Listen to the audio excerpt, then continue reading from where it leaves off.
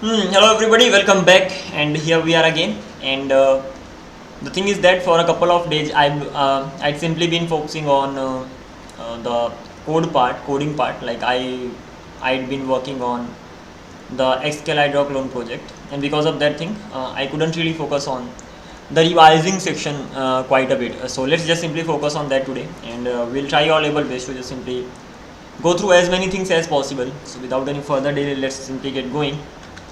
And going ahead, first of all, let's go through all the things related to this particular section. So in the first section, earlier we talked about V8 engine, Orinoco turbofan, ignition in JIT, processing at scale, Node.js single thread. We have sort of talked about all these things. Hopefully we are going to be answering some of the questions as well. That would be better. So when it comes to extra topics, Nginx, intro. Okay, let's not worry about that for now. Internals of libuv, event loop, Node.js module, Node.js FS networking, sort of all these things we've covered so far. And module in Node.js, npm, telegram body, exactly how it's just simply built and all. Sort of we've done this.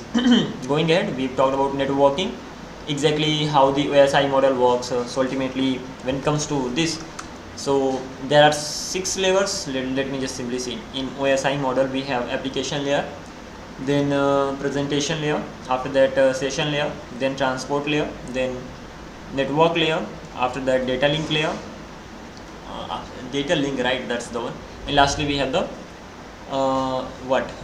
physical layer. So we have application, presentation, session, transport, network, data link, and physical. We have 7 layers over here, and once they're combined we actually have 5 layers or something, or probably 4. So the top 3 are combined, so we have 1, then we have so the top 3 are called application layer. In TCP IP model we are talking about. So ultimately we have 2 types of models here ultimately when it comes to networking. So first one is OSI model.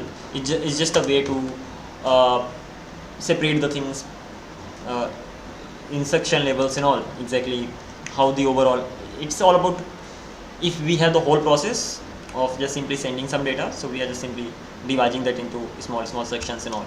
And similarly we have TCP IP model, and especially in TCP when it comes to OSI model over here, so we have 7 layers around, if I'm not wrong, and in this particular one top 3 are combined and the two bottom ones are combined.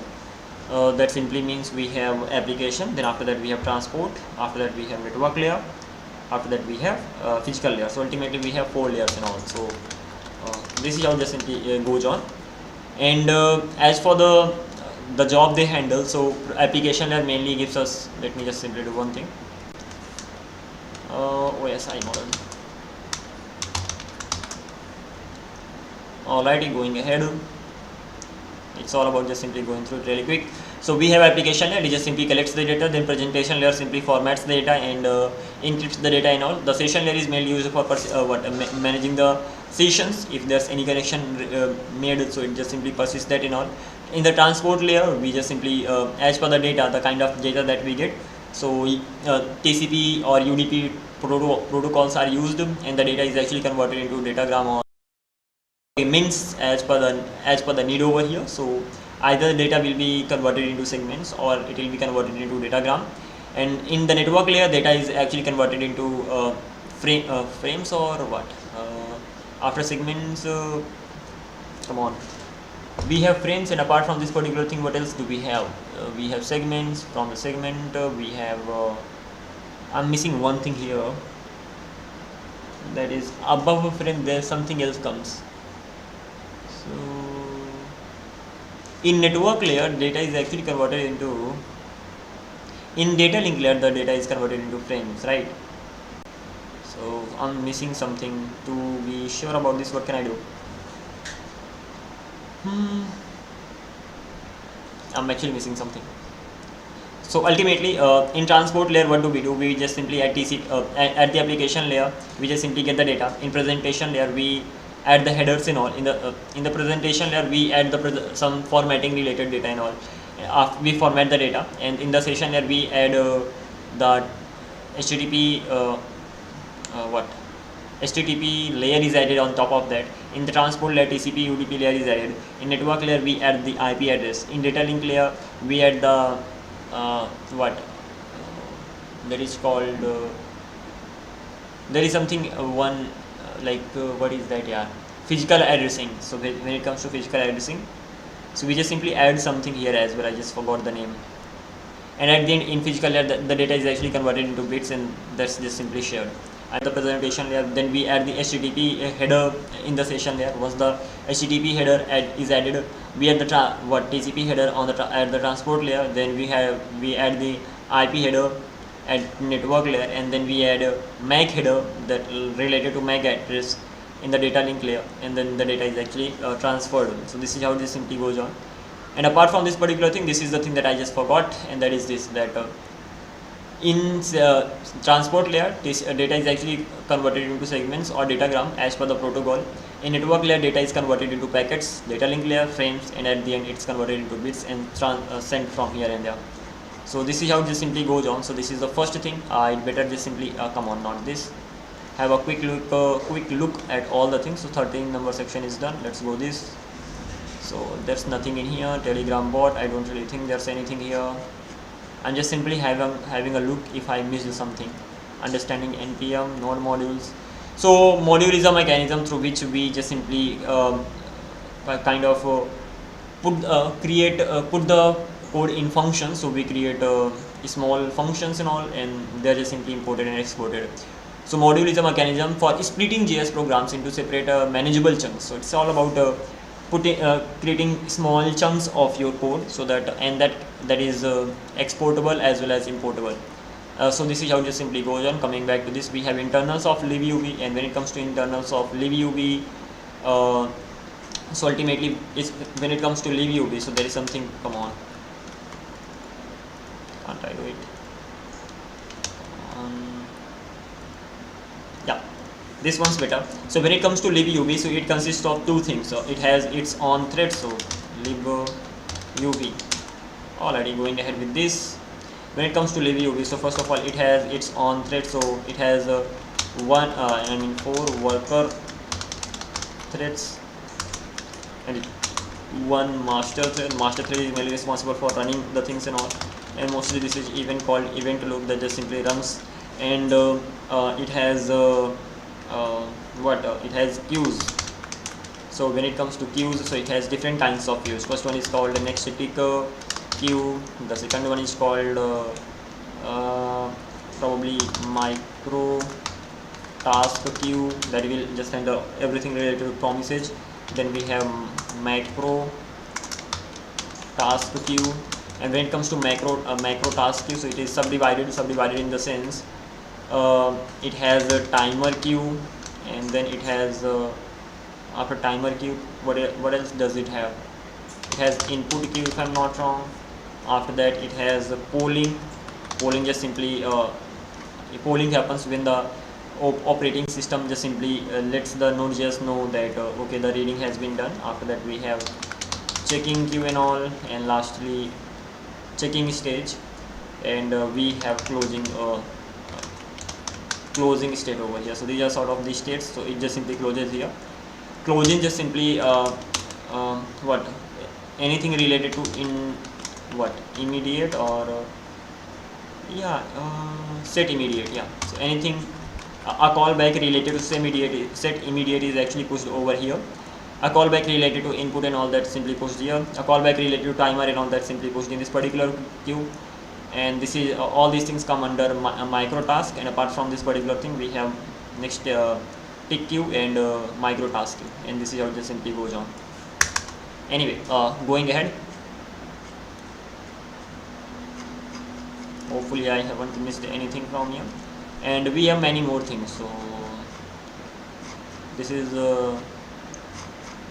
sort of done as well. We of course need to solve many questions so that we get better at this, but as for right now, we know even about ticks. We have promises, ticks, page of loop, that seems to be done. We have requests, and let's talk about handles and requests. So they are nothing. Handles are long lived objects, and they mainly handle persistent they are persistent objects, and especially when you create socket connections and all, or any what TCP setup or any socket connection at that time they are used.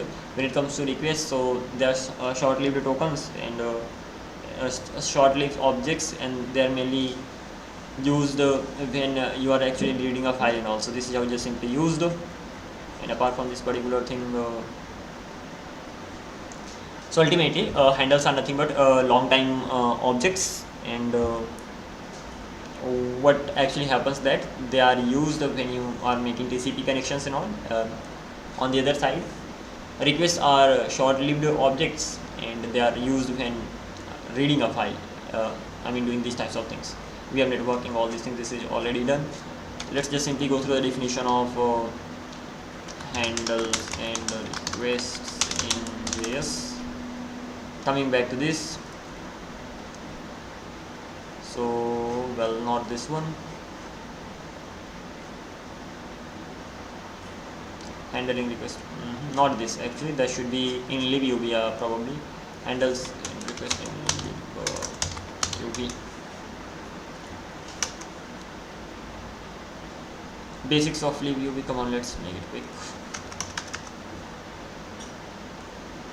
Closing basics of libUB. This libUB base handle and how to.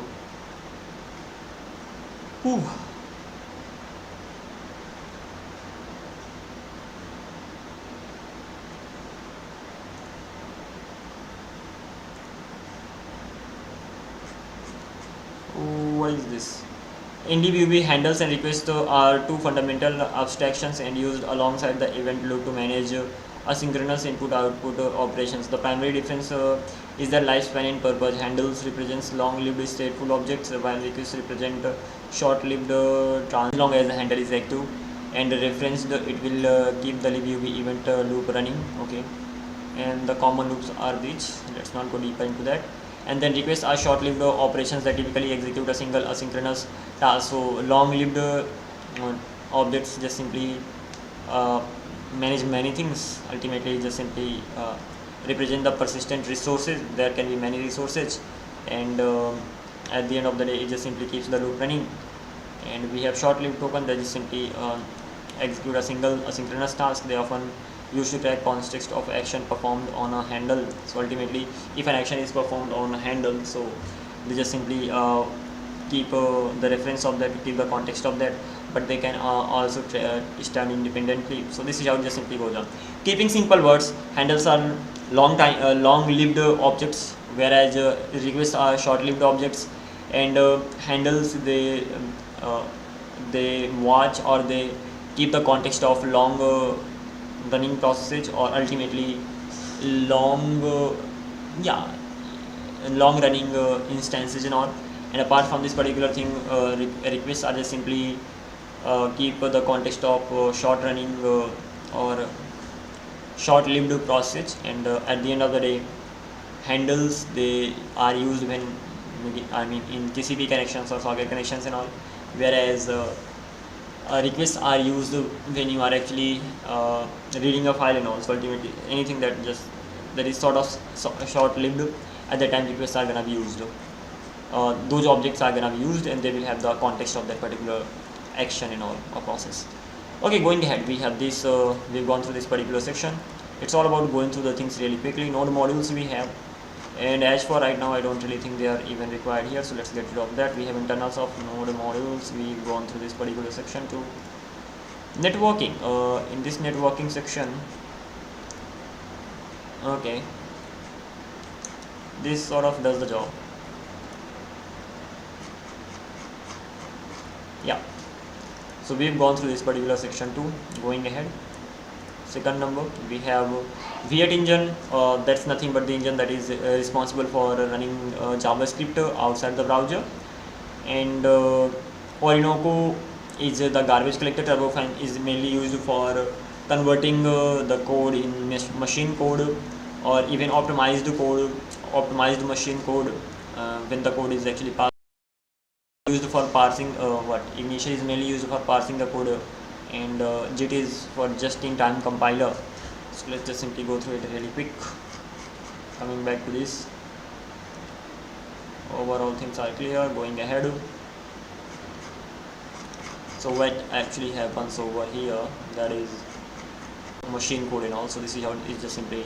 Then we have the Orinoco as a garbage collector. We have Ignition interprets the converts AST to bytecode. So ultimately what happens, that there is a parser. First of all, parser mainly converts a JavaScript code to first of all it tokenizes the JavaScript code and creates AST, abstract syntax tree. Once that is done, then Ignition interprets that and converts it into bytecode and all, and then that bytecode is further converted into optimized code using turbofan. So this is how it just simply goes on. And what is runtime environment? That's fine.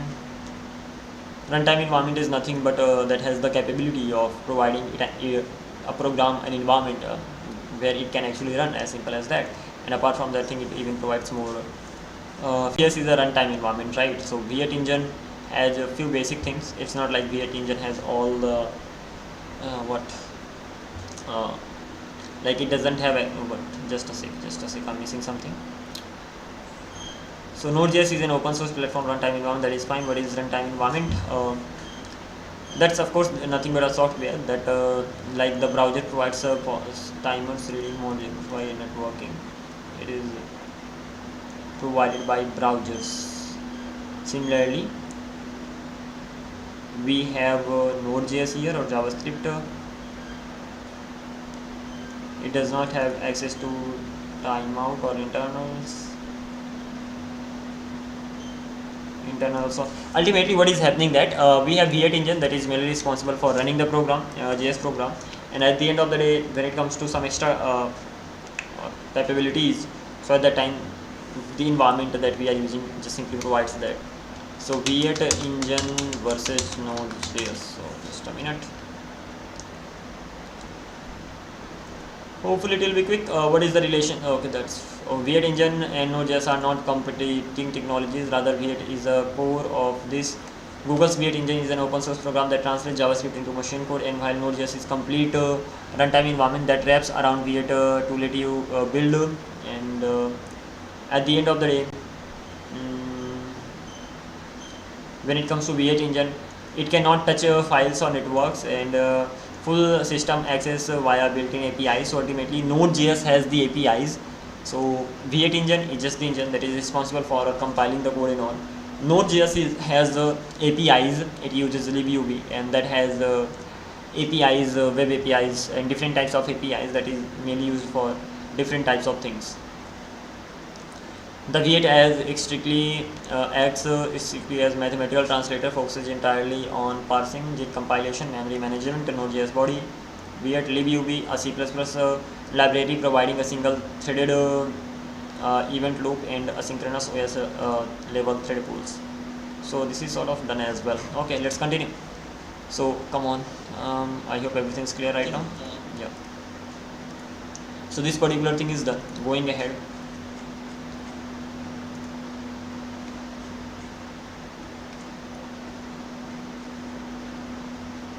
So here it is. When it comes to the user code, and there is operating system in between, we have Node.js environment, and that consists of Node.js APIs. We have bindings, we have C++ add-ons, we have V8 engine, we have libuv, and even libuv has some APIs and all, and libuv actually uses the API. So Node.js is buffer. Does libuv have APIs or Node.js? Let's see. Yes, in libuv has its own APIs, and Node.js uses them internally to power its on JavaScript. Because libuv is a standalone cross-platform C library, it exposes a low-level C API. Node.js is built on top of C library. When you invoke a synchronous method in Node.js like fsread, Node.js uses internal C++ bindings to pass the request to the round to libuv's native API. So Node.js has APIs because it is getting from the libuv. So it just simply goes on like this.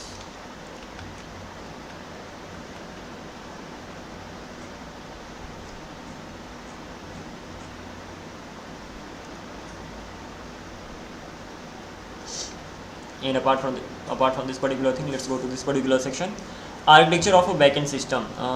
Exactly how that's gonna be architected and also we earlier used to follow MVC format, but now that MVC format is further subdivided, so now we don't really follow the what MVC format, but we that's just of the architecting that.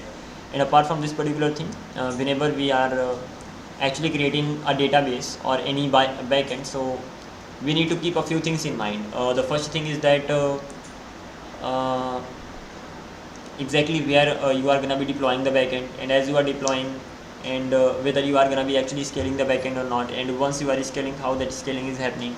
Apart from this particular thing, how many users you are actually trying to tackle, and lastly whether that is actually deployed in the same region, and most specifically in the same uh, same zone wherever you are in. So going at exactly whatever is covered here. So we have two machines, we are trying to design this, and ultimately for the storage we are gonna we have three options over here, either using hard disk or SSD, and the RAM is mainly gonna be used for running it at the runtime. And apart from this particular thing, we may use caching as well, and then we do some calculation exactly how much space and all that we need, and we have to even work on the latency part. So when it comes to factors contributing to latency, external parts and internal parts, depends on the storage, depends on the external network delay, and that should be in the same country, and more importantly that should be in the same availability zone. That didn't occur to me earlier.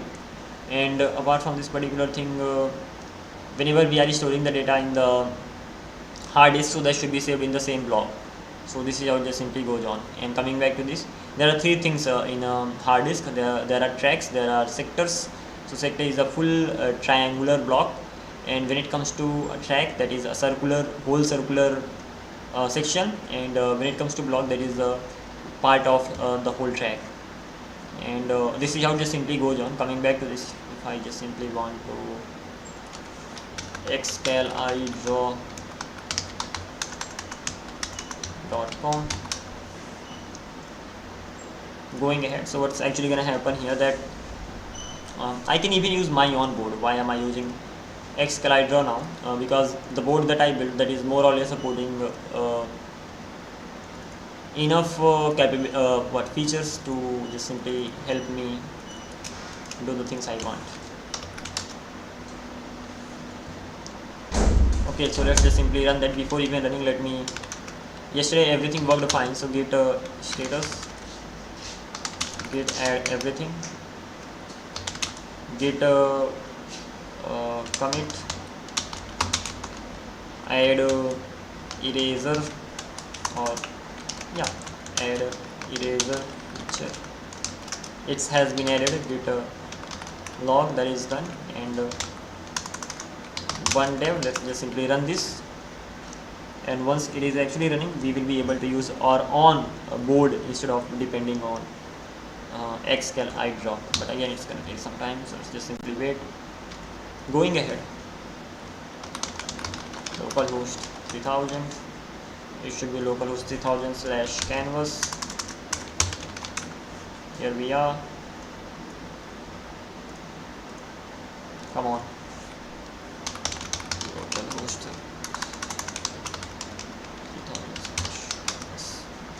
/ hopefully it is gonna be quick. Yesterday I worked on this, and I added one more feature, that is I added one more rule, use a canvas eraser, that is mainly responsible for erasing, and we are doing nothing but wherever our cursor is, we are just simply checking if that is on a shape or not. If that just simply hits a shape, we just simply delete that shape, and this is the logic that's running behind deletion. So we have the array of shapes, and if actually hits one, with the help of the ID, we just simply delete it. Coming back to this, it's just simply gonna take time, so let's just simply come back here. And what were we discussing about? We were discussing about this. So just a sec, come on, it should be quick. I do want to use my own board. Just a minute.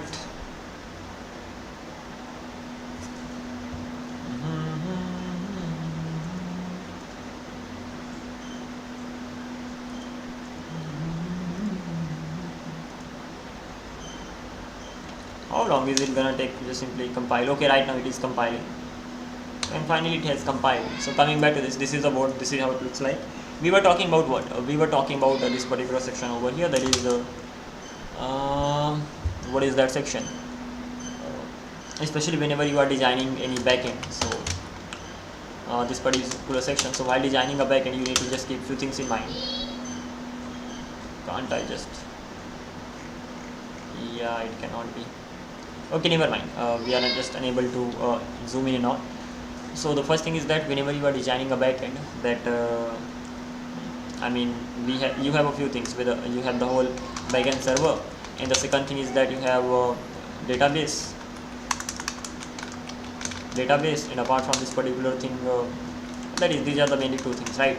And when it comes to servers, of course, whether you are gonna be scaling that or not, whether you are gonna be, come on.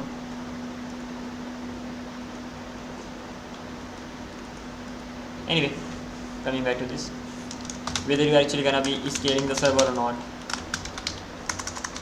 Okay, and the second thing is that where your server is. So where are you actually gonna be deploying the server, because that's gonna matter the most. So ultimately, so that you don't have the latency issues, so you will have to figure out latency issues and all. And for the having less latency, at the end of the day, it should be in the same availability zone. So this is how it works. Coming back to this, when it comes to database, so when it comes to a database, first of all, whether you are going to be using SSD or SSD, mostly SSDs are faster, so that's going to be better. And apart from this particular thing, you need to use RAM for running the, I mean, even you can use RAM, but they are expensive. So it's better to RAM can only be used when you are just simply running that. And but yeah, this is also one of the ways, whether you are going to be using RAM or whether you are going to be using actually cache here to just simply cache the data so that it doesn't take a lot of time. So overall, these are the things that just simply play a role at the end of the day. So you have to just simply keep all these things in mind. So these are the things, and of course I haven't added a text editing feature here, so probably we'll be working on it soon. And what else? Hopefully I'll just simply cover everything. Of course, you can vertically scaling, horizontally scaling. We have done this. So ultimately, overall things are clear. It's just sort of the same. So backend architecture is the number section 14. Going ahead, in the 15th one, I have the designing of the database. So let's just simply talk about this, especially when it comes to designing of any database. So suppose I'm trying to create my own database, right? So I have a plan of just simply creating my own database system, or just simply database to just simply store the data. The question is how that can actually be done. I can keep it here. The only thing is that we are not looping from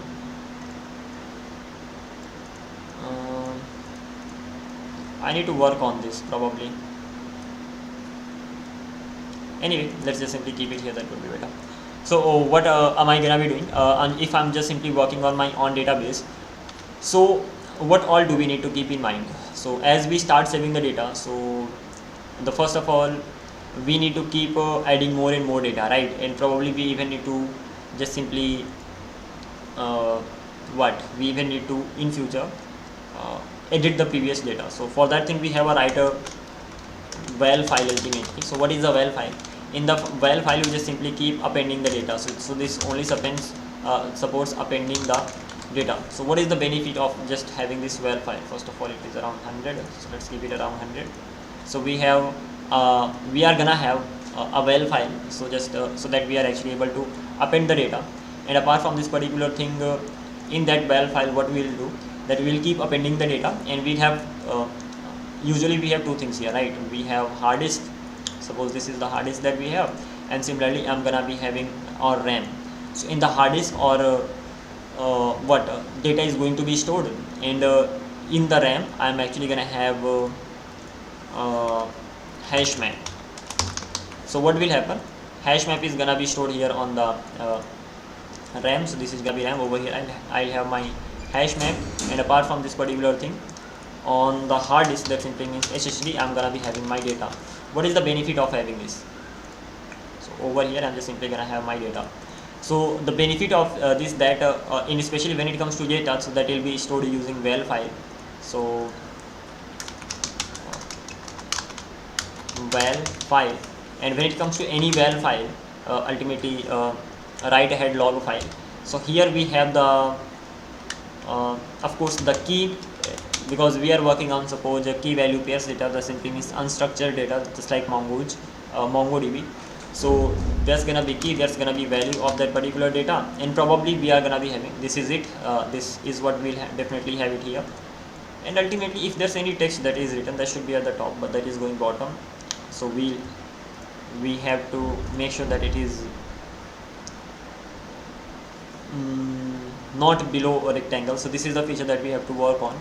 So let's have a to do here.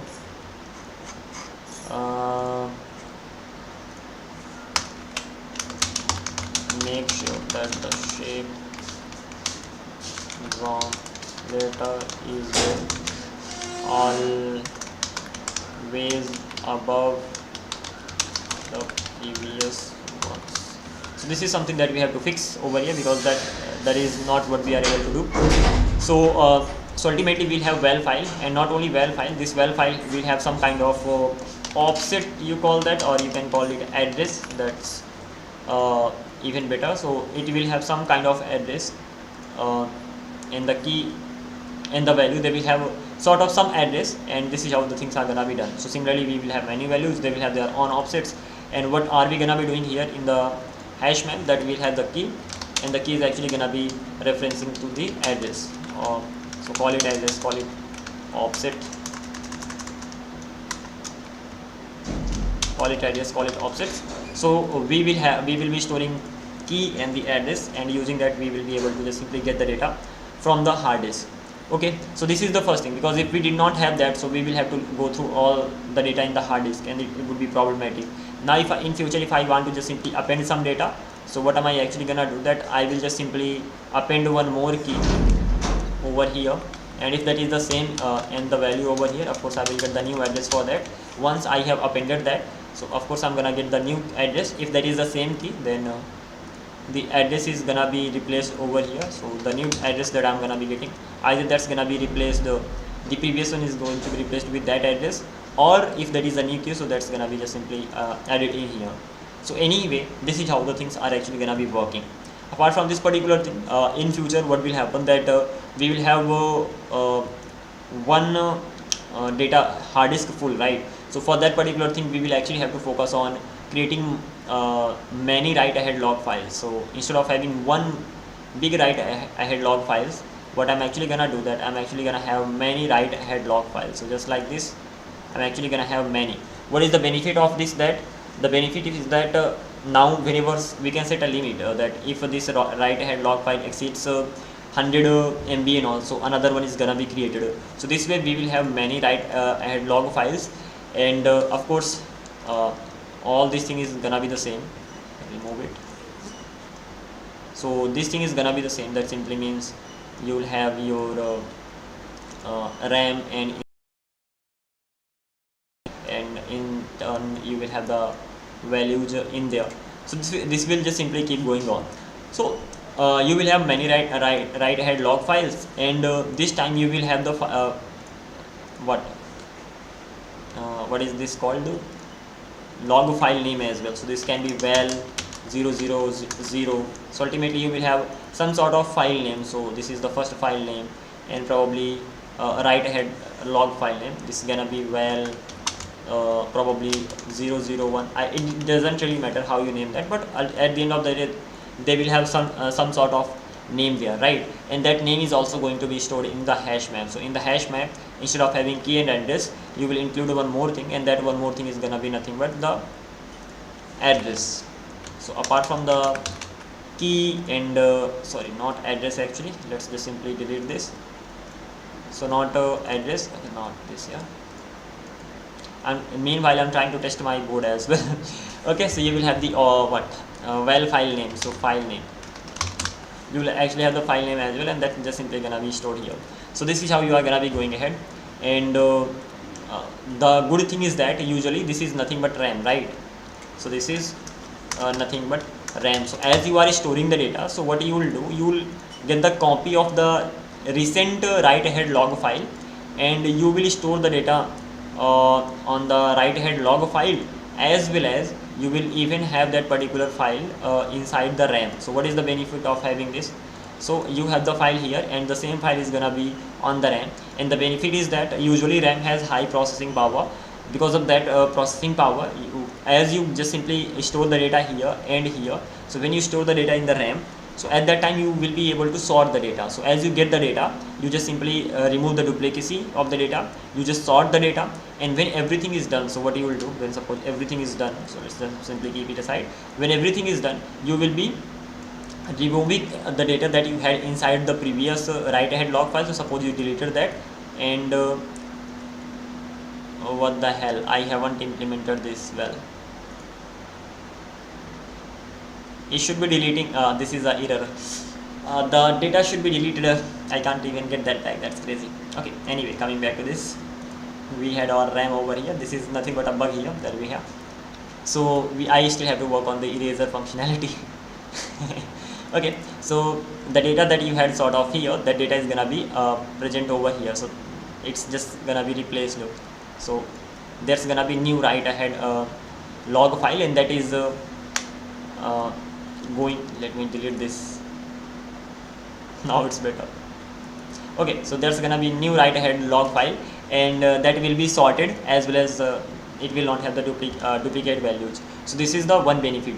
And the another thing is that later what you can do, later you can just simply take two, if you have many write ahead log files, you can take two write ahead log files, and you can just simply keep them inside RAM. And once you actually keep them inside RAM will do the processing here, and it will remove it will make them sorted. So of course it will make them sorted, it will remove all the duplicacy, and once it removes all the duplicacy, so what will happen, it will just simply create one file. So combining two, it will create one file, and it is gonna save over here. So now there's gonna be only one file, then it will take two, that file and the another file, it will create another file after combining them. So it's gonna be like sort of merging them, and at the end of the day we will have a long merged file.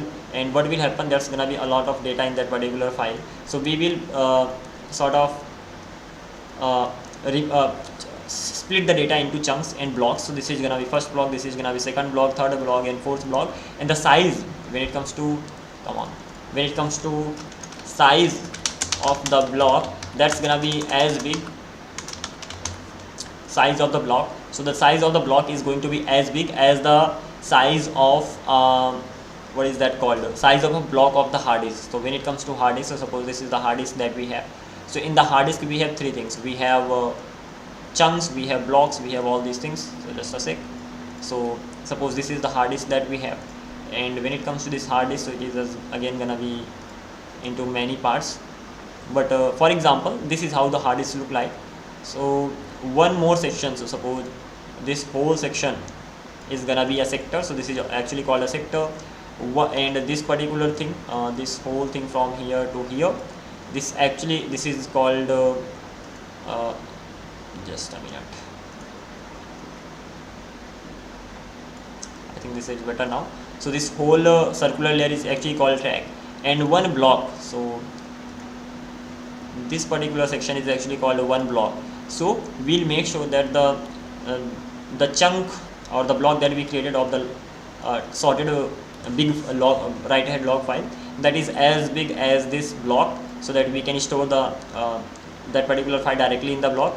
And the benefit of storing the file directly in the block is that if you are trying to access, so when it comes to getting the data, of course, so if you are trying to access the data from hard disk HDD, so if you are there are two ways whenever you are trying to access the data.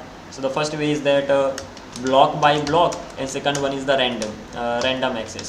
So if you are accessing it randomly in the sense, probably first time you are accessing it from here, then from here, then from here, so it's gonna be slow. But when it comes to block by block, that you know that all the data is gonna be in this particular block only, so you can, the access speed is gonna be faster, and hence we are gonna be storing the data block by block. And now I think it's time to just simply remove the things. So this is better. Let's just simply delete all these things. That will be great. So, and especially this eraser functionality is not really working as expected. So I'll really actually have to work on that, but okay, never mind. So this is how we just simply go ahead. It's been pretty bad, I know. Even the board that I'm working on, it actually has to implement many more features. But okay, it is not bad anyway. We still have to get it better. But yeah, that just simply works. Okay, apart from this particular thing, what else do we have to discuss about? So designing database, let's not worry about this. I'll be going through it one more time. And I had to go live on this 17th number HTTP protocols and APIs. Protocol is nothing but a rule. So if you want two devices to talk to each other, most probably they are gonna be using HTTP protocol, and it is gonna be using REST API. So REST API is nothing but how you are gonna be designing your routes, how they should be named, what kind of verbs you should be using at in which case, and this is how it just simply goes on. As for the HTTP protocol, the sets of rules, how the overall two devices are gonna be connecting on the internet, that at that time HTTP protocol is used, and that is it. And I had to just simply go live on DB designing and all. So let's just simply go through this particular thing probably very soon, but not right now. And we have the REST APIs. So let's go through this section as well. So when it comes to REST API, so these are nothing but the rules to create the routes. So ultimately, when it comes to this, just a minute. So what is an API? API is nothing but a way so that you can talk to any software on the internet, and so it just simply what. Hopefully there is a good definition. The machine exposes some functionalities. So if suppose machine or any software in the world exposes some functionalities, and you want to just simply use that, at the time REST API is mainly gonna be used. And REST API stands for representational state transfer. That doesn't really make any sense. Principle and ideas, these are the recommendation to create APIs, and they're the recommendations only. It does not mean that you have to follow that. Apart from this particular thing, already everything is sort of fine. Alrighty, ultimately what REST API does, it defines everything. So what kind of verbs to use, when to use, how to add your query parameters, params, and how the verbs should be, the routes that you have, they should be named, how the overall things should be structured, not the structured, but ultimately these are the things that are actually covered by REST APIs. And they are just the recommendations. That simply means even if you don't follow that, that's gonna be completely up to you whether you follow that or not. But if you follow that, others are gonna be able to understand the code written by you. As simple as that. Okay, going ahead, we have basics of TypeScript, types and interfaces, and generics concept and complex. Let's not go through it as for right now. So overall, we have gone through the things, right? And this is the thing that we are gonna be focusing on tomorrow. So let's see how it's gonna be going on. How long has it been? 44 minutes. Congratulations, because we have 3 hours. What am I gonna do in this particular remaining time? In the remaining time, I'm actually gonna be working on this particular section over here. So the last time we started working on this DevOps section, right? We went through this particular section, deploying to virtual machines. Probably we were in the second section over here, and these were the steps that we actually had to follow. So today we'll make sure that we are actually able to write the things on our own. The last time we actually created a backend, like a sort of demo backend, if I'm not wrong. So if I go to inside learning, test server is something that we created the last time, and that's nothing.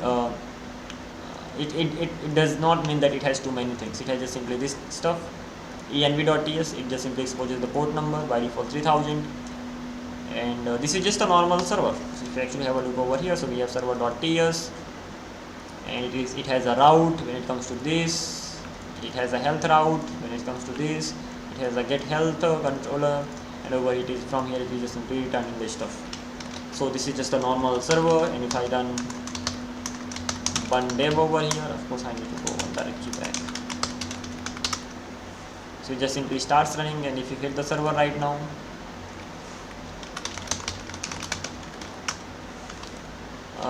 where is this running?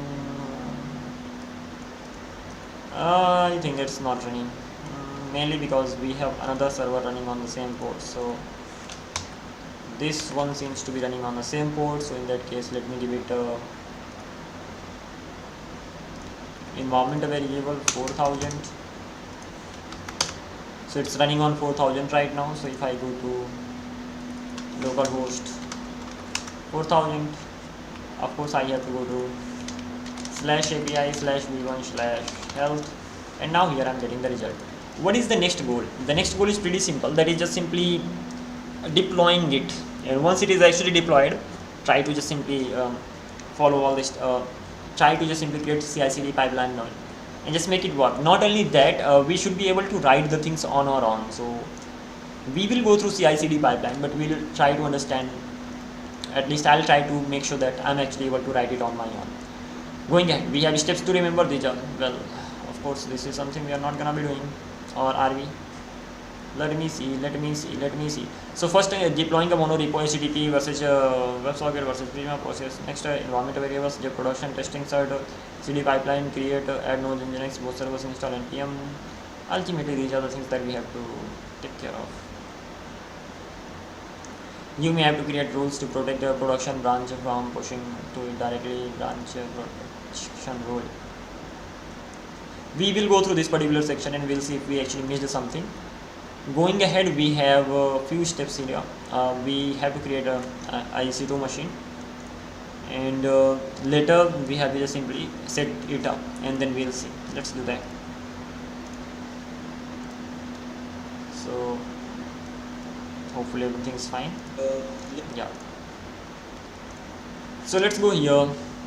To be quick, I'm just simply gonna be going to AWS, and over here sign in. It's gonna be quite quick, like creating an EC2 machine, deploying it there and all, so that should be all right.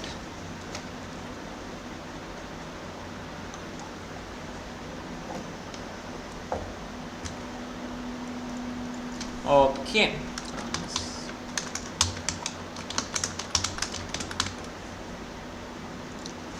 so the password,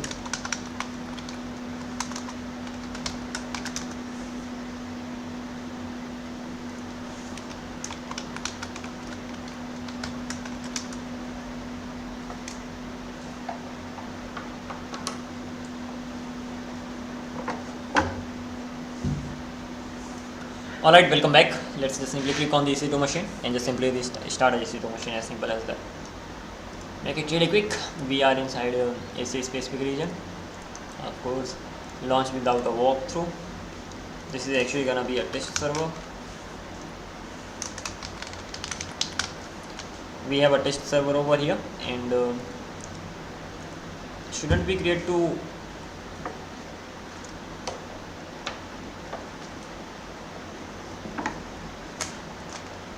We'll go through that particular section as well. As for right now, let's just simply do whatever we can do, right? So we have the test server, we have this, and hopefully it's not gonna take a lot of time. So I'm gonna be simply going with k3 small. As for the key, that's gonna be under this, and we'll just simply edit it from here. It is going to be enabled, and VPC, this is the one that's actually being used over here, and this is the SSH. We can even add more protocols. So let's just simply add one more. That's gonna be custom TCP.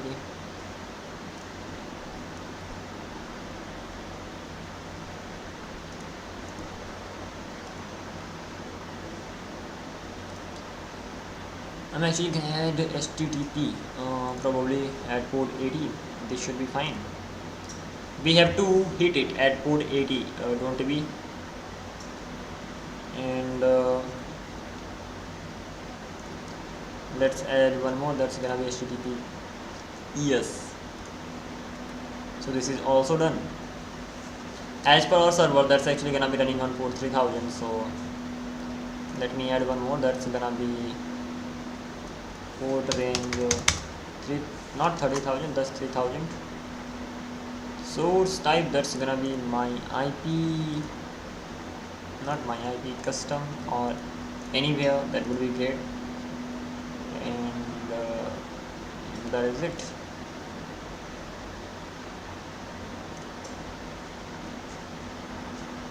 Okay, let's just simply launch this.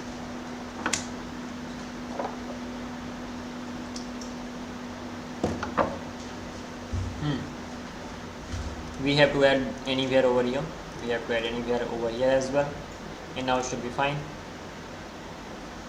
So the machine is actually gonna be launched, the EC2 machine and all. And once we have gone through this particular section, what are we gonna be focusing on next? So update instance, of course we have to run this particular command. Let's go through step by step, and once we have gone through them, then we might move to the next one. But before that, actually everything starts from here. Setting up EC2 and access. Create an EC2 instance with appropriate Amazon machine, usually Ubuntu or Amazon Linux. If needed, create and attach additional EBS volumes for storage. We didn't really do that, it's automatically gonna be created if I'm not wrong. Create an SSH key pair via AWS console. Save the private key securely. Add the public key to EC2 instance automatically during launch via key pair selection. SSH into EC2 using the private key and the instance the public IP. That's fine. We have gone through this. This is the public IP that we have, and now I'm actually gonna go to this. And what I'll do that cd and cd that SSH. If I go here, I have this config, and I'm gonna be editing this. So vim config, and over here what I'll do, we have Red Hat. We are not really running that, and let me change the IP address of this. Probably it is this. Let's simply paste it in here, and the name is gonna be test server, because that's the one, right? Save it. So now it doesn't really matter where I am. If I just simply run, first of all I need to go to what? Anywhere, doesn't really matter. If I just simply run SSH and test server, it is just simply gonna let me in. Install it if it is recommended. And right now I'm inside what? I'm inside this particular machine Ubuntu IP and all. That simply means I'm inside kitchen working directory, inside the particular Ubuntu machine as for right now, and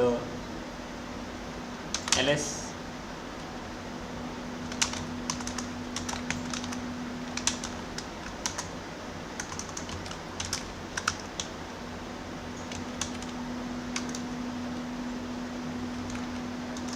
what is the problem? And it's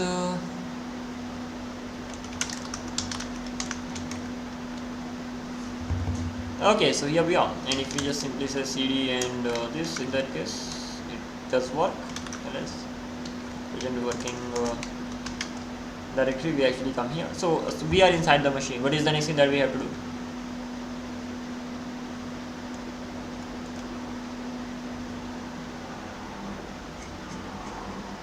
How to close this?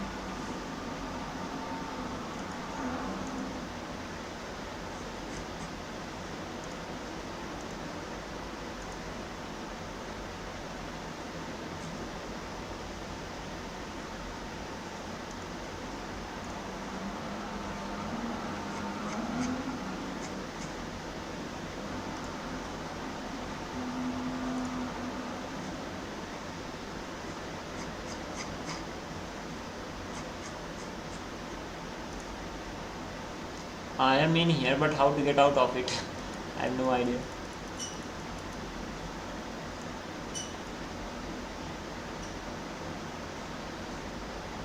That's insane.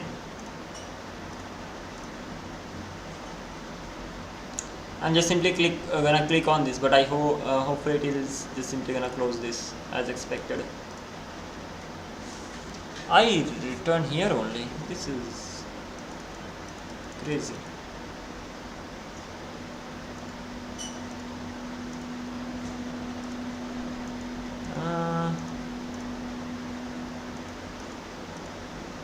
Warpify.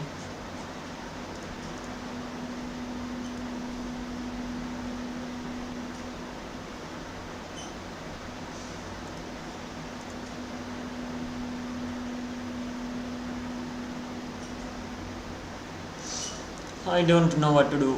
Tools panel we have. Tools panel we have. Now this is fine. Okay, got it. So it was mainly because of this. I just opened one more panel here. Okay, coming back to this again.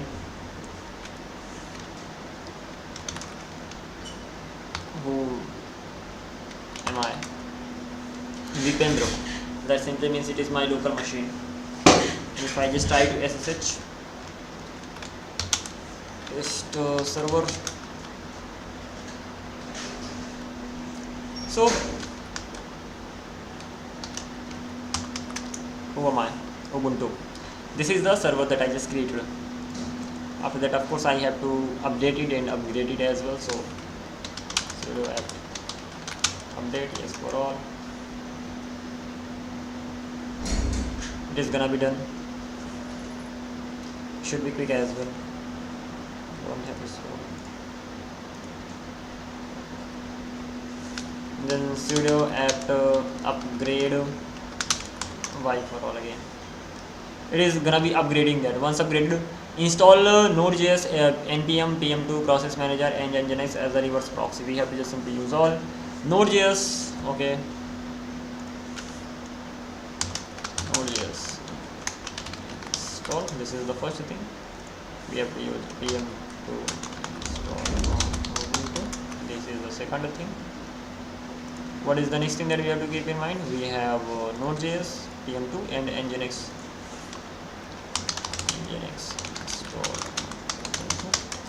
So we have these three things, right? So let's just simply go through them one by one.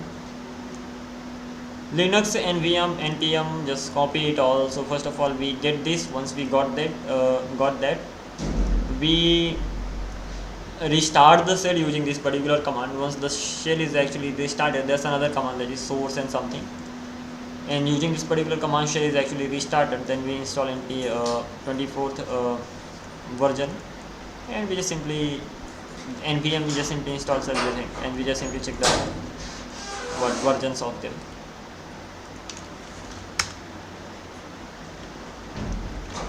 Hopefully it's gonna be done. So this is the first thing. pm2 installs using pm2 setup Node.js environment on Ubuntu VPS. And lastly we have to install nginx. So install nginx.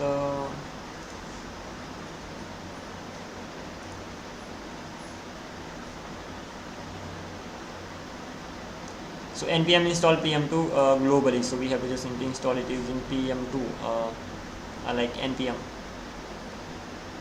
create application, and we have to just simply work on this. Okay, that's pretty much simple. Then we have this.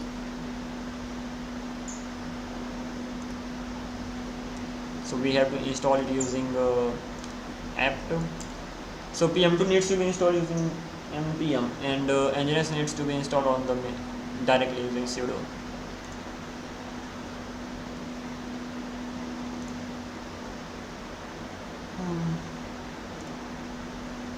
So we actually have to go to this particular section, that is etc nginx sites, not this one.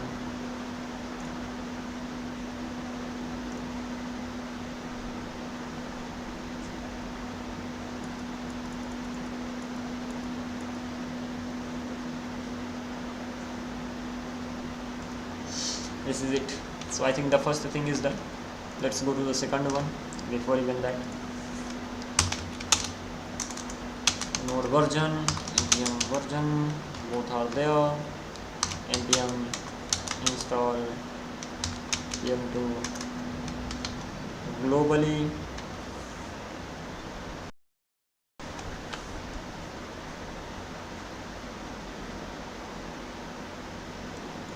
npm install pm2 globally. We have to check the version of pm2.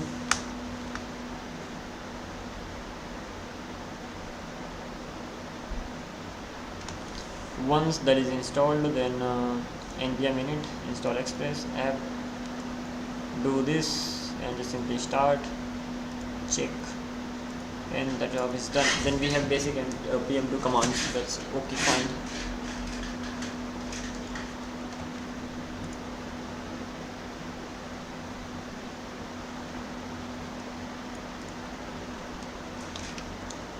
Okay, so pm2 is there. So pm2 version, so here we have it. There are few commands that it is giving us, but overall things are fine. So pm2 list, pm2 status, both are the same, right? pm2 ls, even that should use the same. Yeah, these three commands are same. Anyway, the next one is to sudo apt install nginx.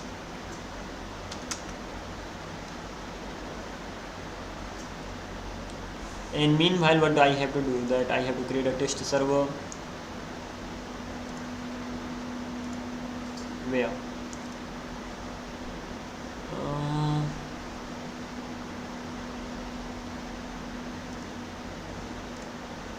in here. Let's simply stop it. Git status, it's git init, git branch m, using master as the name for the initial branch. This default branch is subject to change. To configure the initial branch name to use in all of your new repositories, which will suppress this warning call. Git config global init default branch and the name. Names commonly chosen instead of master are main, trunk, and development. The just created branch can be renamed via this command. So let's just simply rename it. Branch, we have one, but we have only one of one. Git status, git l. Yeah, over here I need to create a git ignore. We already have it, and it ignores known modules, it ignores environment variables. So yeah, it ignores almost most of the things. So we don't really need to. What we need to do, git init. I think I need to add it first.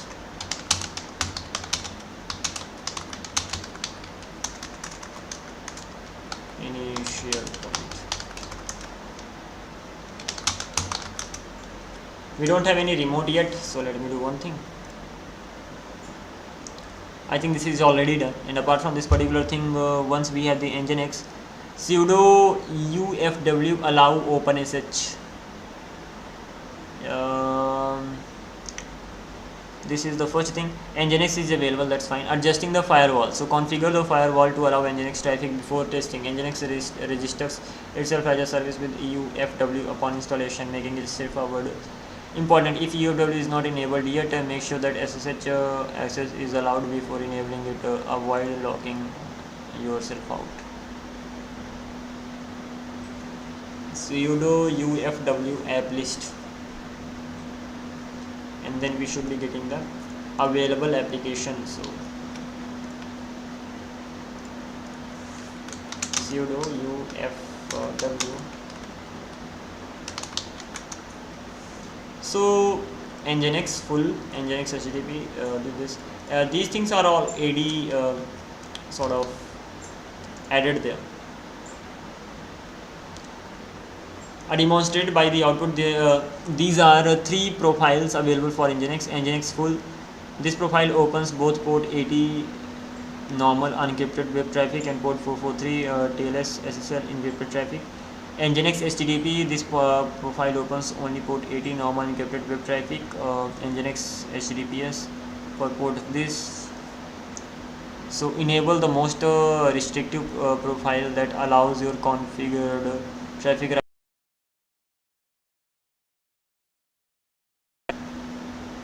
So sudo ufw allow nginx this.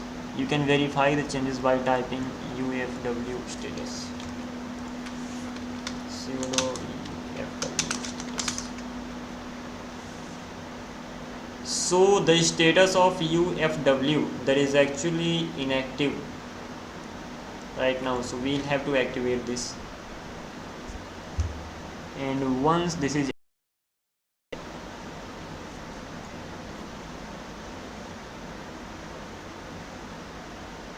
checking your web server systemctl status. At the end of the installation process, Ubuntu starts nginx, the web server is up and running. We can check system the init systemctl nginx.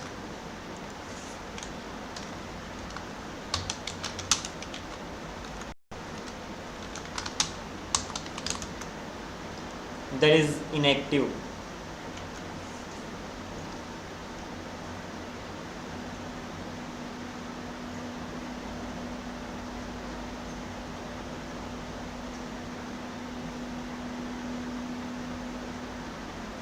Alrighty, we will do it if needed. Going ahead, what are we gonna be doing? First of all, this thing definitely we do not have.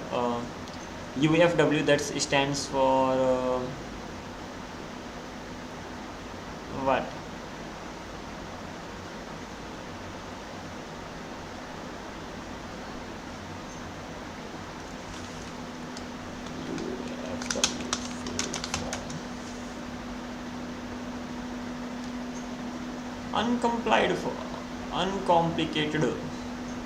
Uncomplicated firewall. Wow.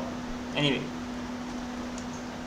we'll see whether we encounter this firewall issue or not, and apart from this particular thing, we don't really need to do anything as such.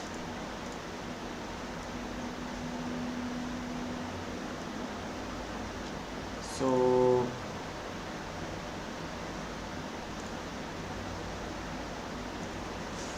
I'm gonna have test server here.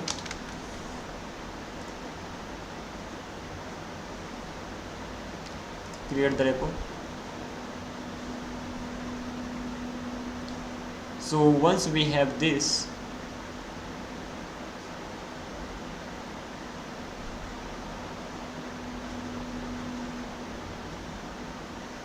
after that I can try to SSH.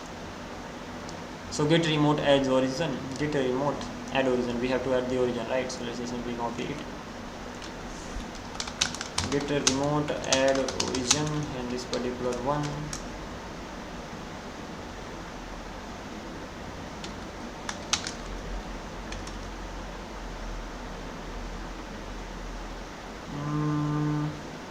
Why is this so? Okay, we are on the machine, EC2 machine.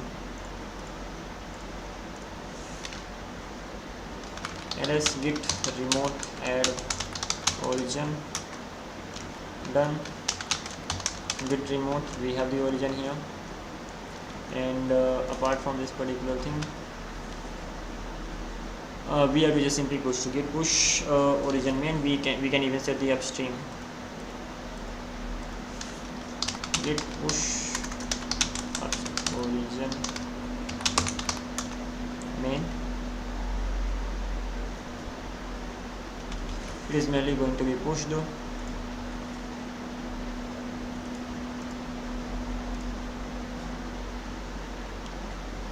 So overall, this is how the things look like. We have our normal server, things we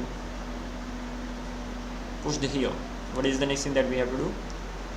Once we have this, we have to just simply clone it in here. That's the only thing that we can do. Let's see.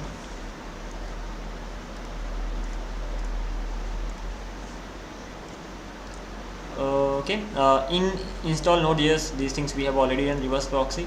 Configure nginx for reverse proxying to your Node.js application.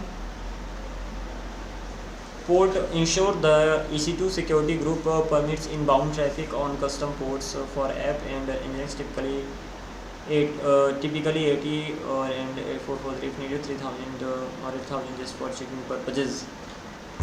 Okay.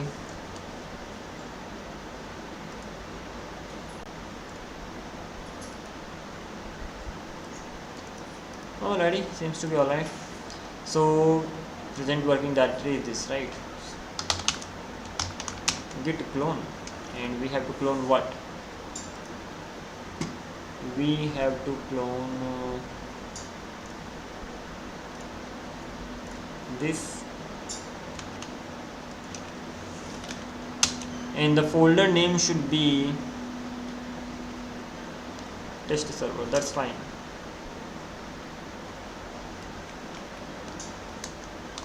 I'd rather name it testing server.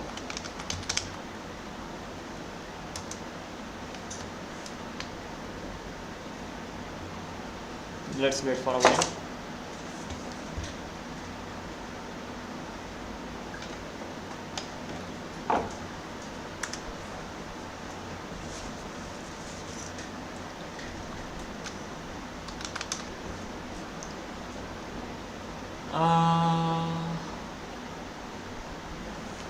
Authenticity, probably I need to use sudo here. Yeah, what? Cloning testing server, authenticity of those GitHub can't be established.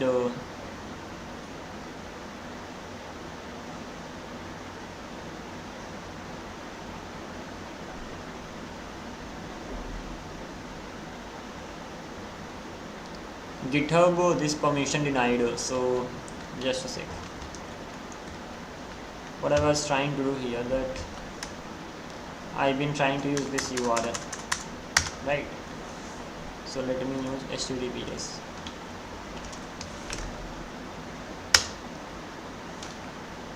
And that is it. Yes, we have testing server here, cd testing server. We have this, we'll just simply install everything. That's gonna be bun install. We don't have bun. Congratulations. Bun install Ubuntu.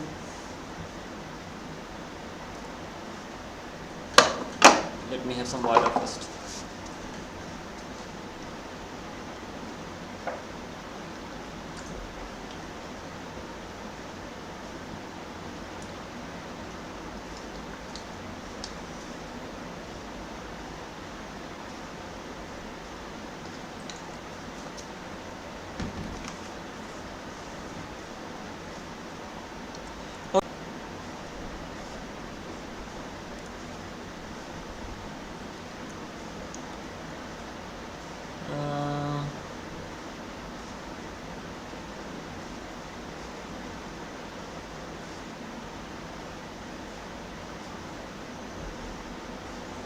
Is there only one way? There must be other ways as well.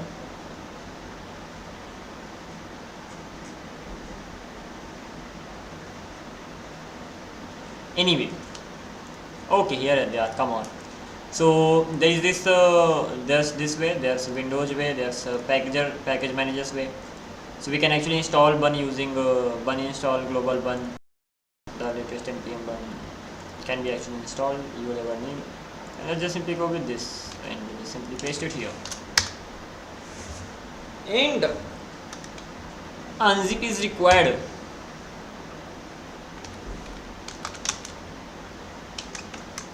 I think we actually need to install unzip. So here is it.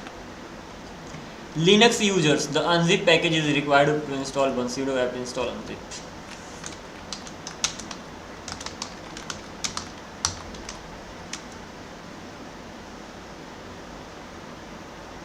Done.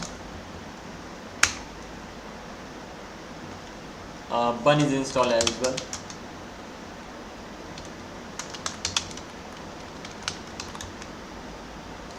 Don't we have it? Okay, after this what do we need to do? We have to try checking the version, and bun not found.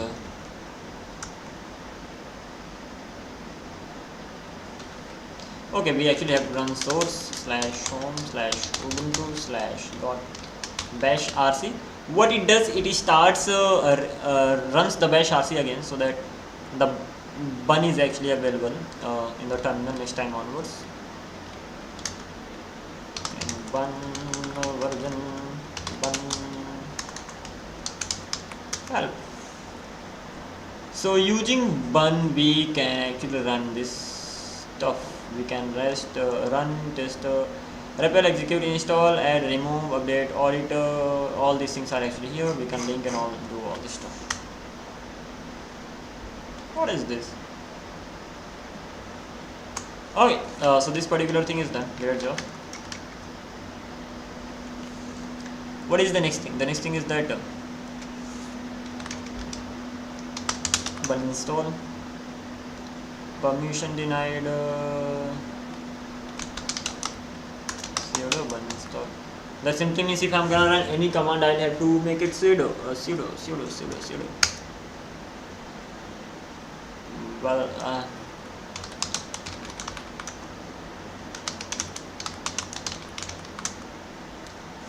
what is the problem? Permission denied. Could not create node modules directly. mkdir. Why?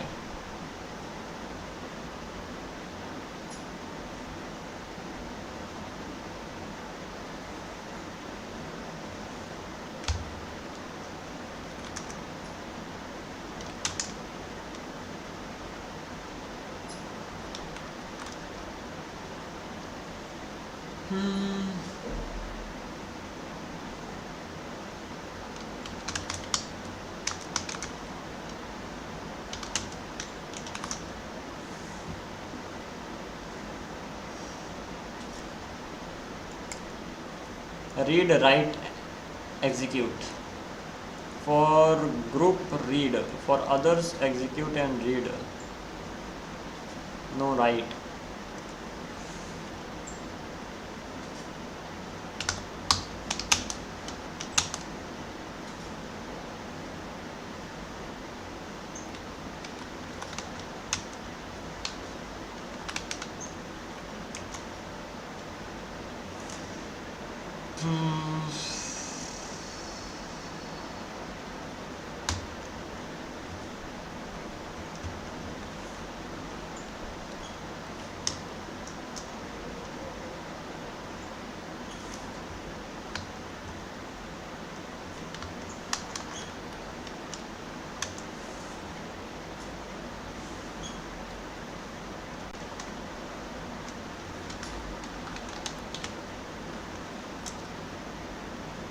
Is this done now? Read, write, execute. It is for all. What the hell? I haven't done a good thing.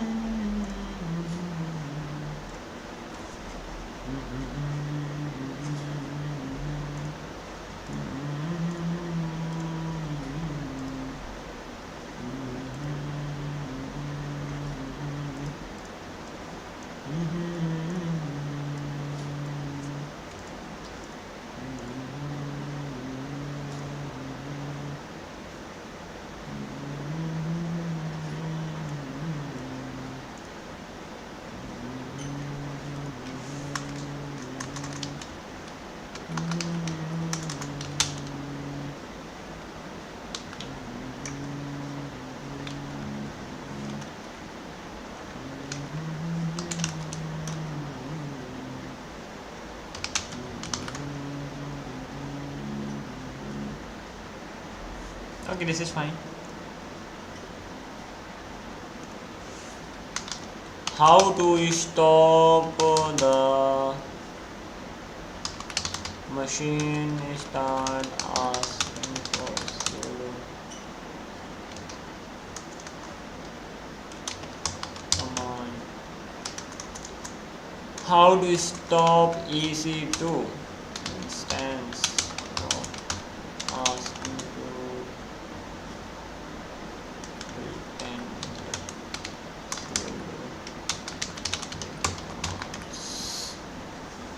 Is there a way to stop having write sudo for every? Switch to root shell temporary if you want to run multiple commands without typing sudo. Open persistent root sudo as used currently for variables. Method to configure password as sudo permission. So to permanently allow your specific user, for example EC2 user or Ubuntu to run commands. So open sudo's configuration and file safety by running sudo sudo. Scroll to the bottom, locate the learning privileges, edit the line and no password all to, for example, Amazon Linux, CentOS, EC2, all password, no password, all. Save the exit, refilling the nano, control O, ending the control X.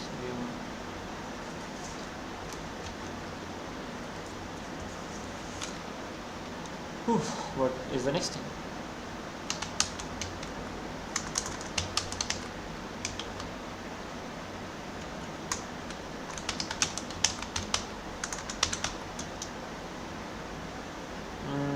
Okay.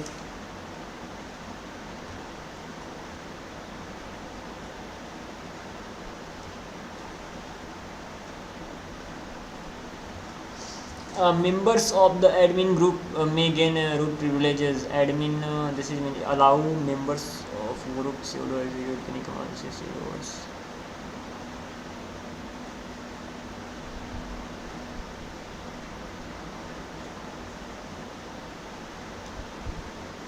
User privilege specification. Members of the admin group may gain root privilege. Allow members of group sudo to execute any command.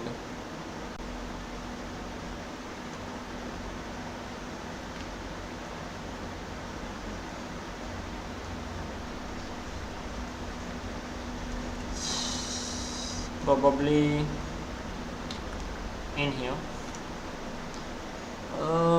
We have help exit write out.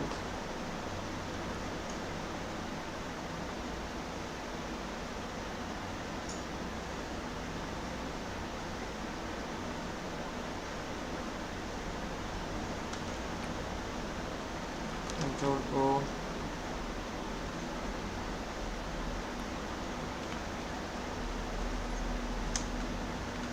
Okay, so Ubuntu all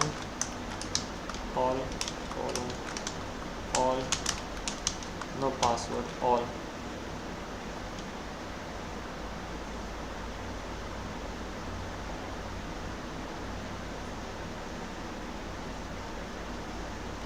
Control O.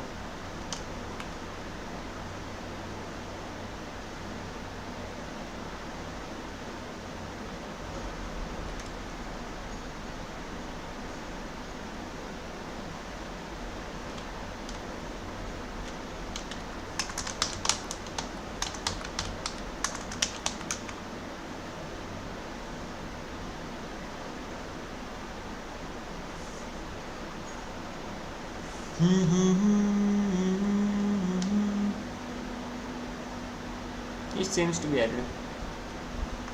Control X.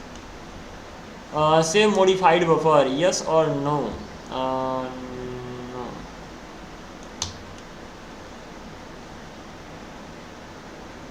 Once we have done this, so can I change this directly? Oh yeah, here we are. We are able to run this command.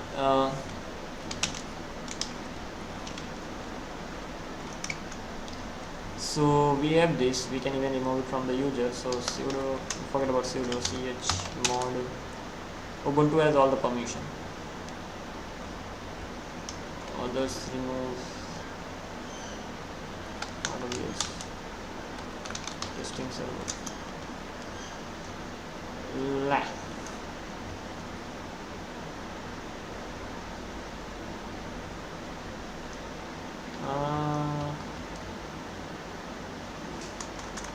Let me just simply add it to the AutoPlus group. Permission denied.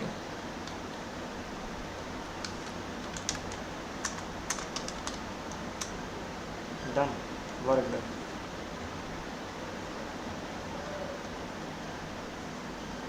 Why is that so?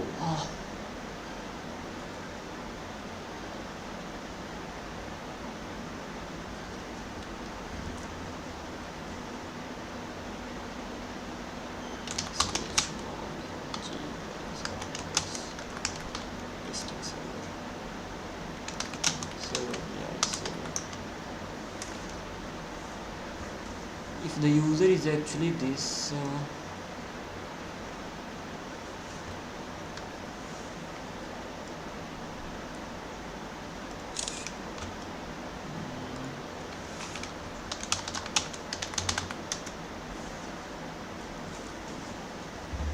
not quite. The line Ubuntu currently reads Ubuntu. All this will still require you to type sudo before a command, though it won't prompt you for a password. To completely stop typing sudo for every command, you have two options depending on what you want to achieve. Option 1 is standard, very recommended. Keep a sudo but remove a password from is the easiest and standard. Change Ubuntu line to block exactly like this. All, no password, all. You will still need to type sudo before root commands, but you will never be asked for a password. Okay.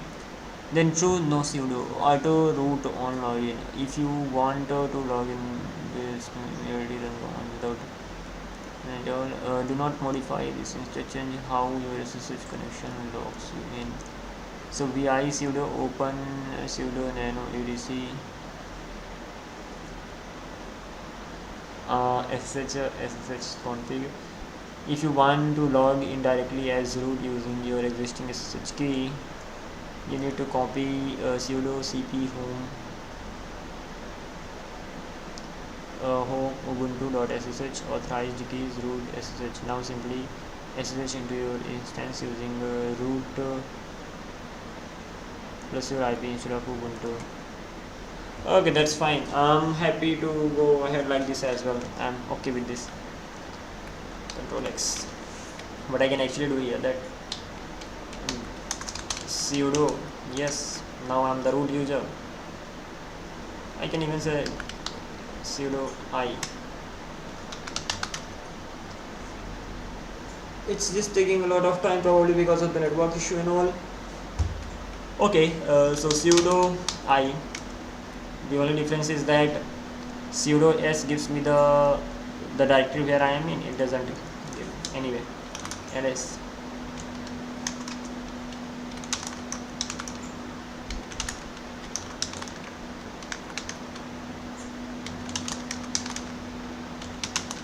cd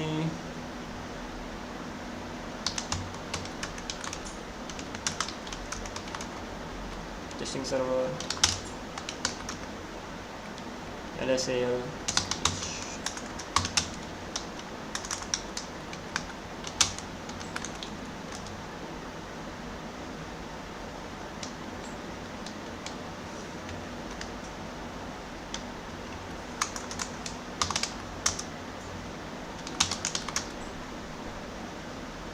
okay, it's sort of working.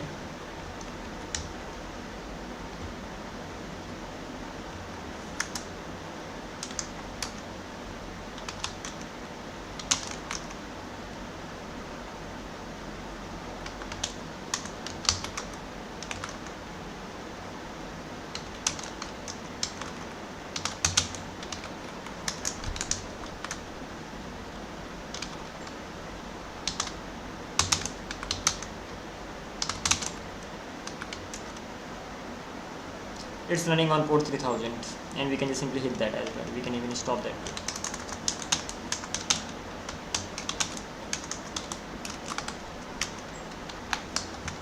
Well, nothing seems to be running on 40,000, right?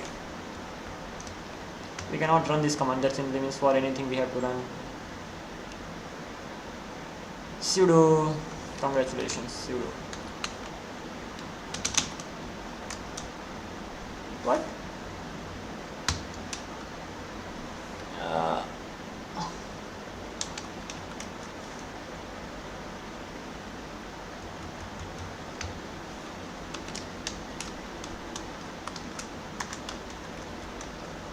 okay, turns out nothing's running there, but that doesn't mean this is wrong. Okay, I'm just simply gonna take a break for a while. So it's been 1 hour 30 minutes, and after that I'll be back, and we'll just simply start working on from here onwards. So I have to work on this for 1.5 an hour more, and the goal is gonna be at least giving these types of things to 3 hours in a day, and then in the remaining time I can just simply focus on my project. So 3 hours in the revision and doing the stuff that I actually covered previously. In the remaining time we can just simply work on the project. I'll be back in 5 minutes around, so let me set a timer for over here. I don't have a timer for that. This is it. I'll be back soon.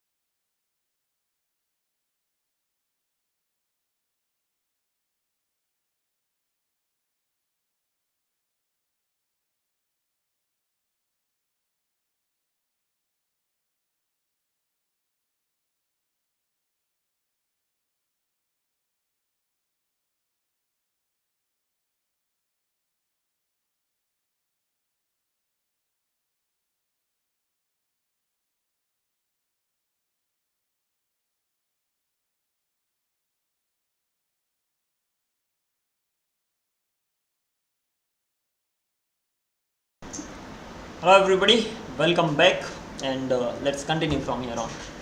So just a sec. Here we are. So what were we doing here? We were inside the SSH, we were inside the EC2 machine, and the next thing that we have to do, we have to just simply run this. We are already running it anyway, so let's just simply run it using pm2. So pm2 help. So when it comes to pm2, so we have these many options in here.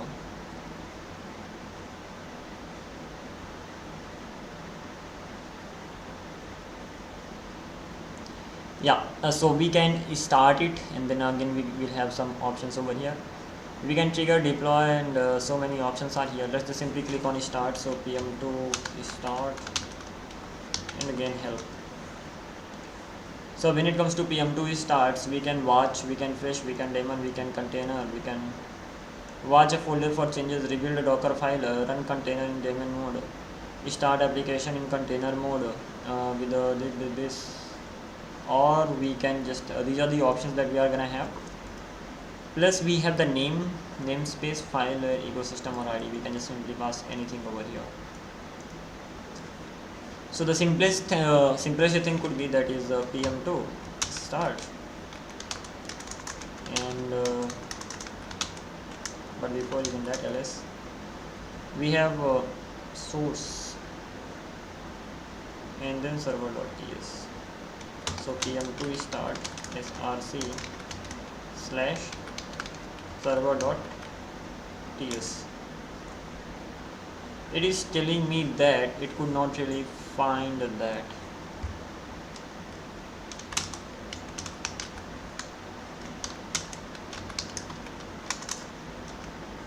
So we do have server.ts, so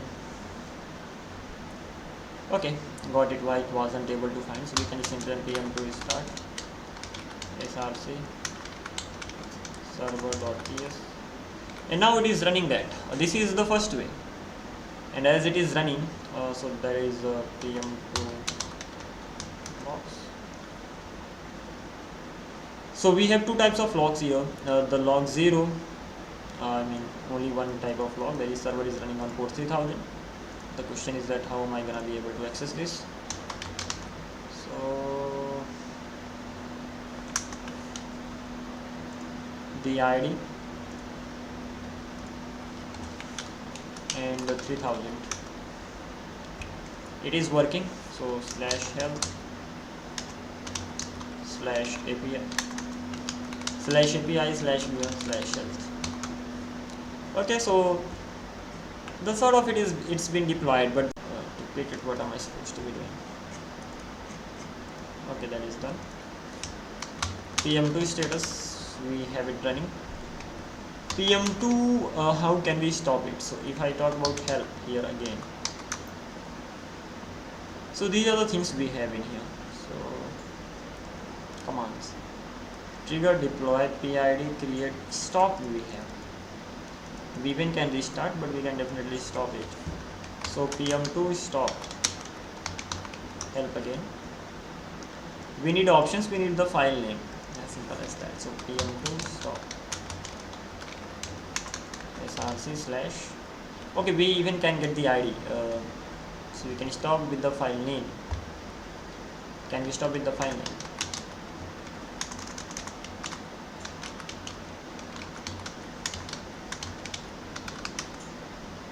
Yeah, it has been stopped. So this is the first thing. Let's just simply start it again.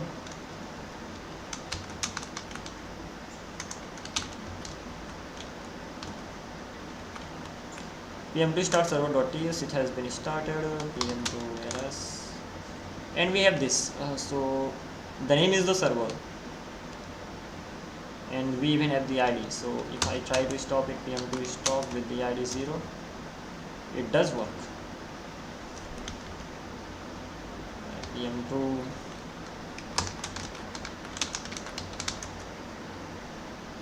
it does start that as well, because once we have it, it just simply give it the name. So we can even stop it, the pm2 stop by server.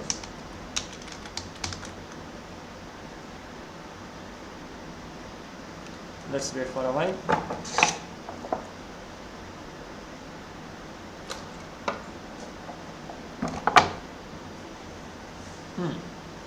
This seems to be done.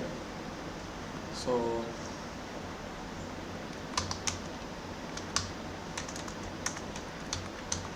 what else do we have here?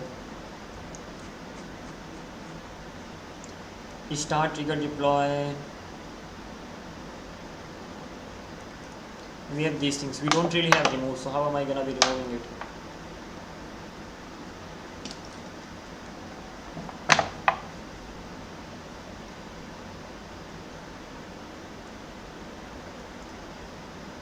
We have delete here. I think that's gonna be helpful.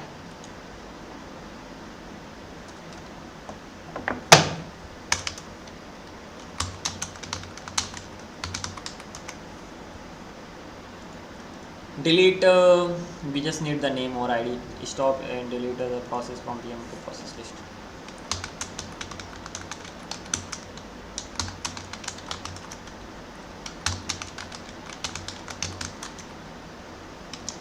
That is right. Now PM2 start, we can even specify the name. Test server src/server.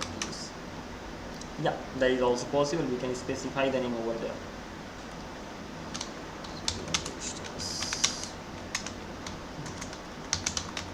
So that name thing should be mentioned there as well. We have this reload, we have ID, we have inspect, we have delete, we have ping, we have update, we have install, we have uninstall, we have package, we have set, we have get, config, unset, we have link, we have unlink, unmonitor, monitor, open, logout, dump, clear, send, attach, startup, all these things.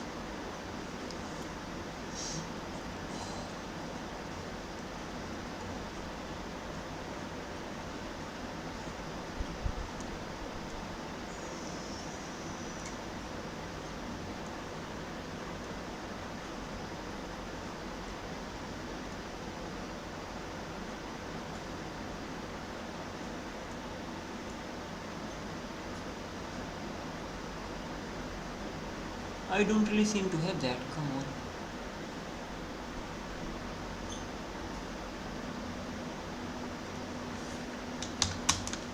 PM2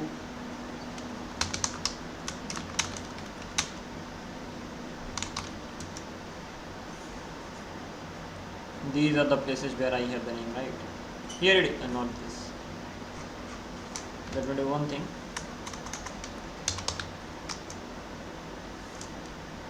I do not have it.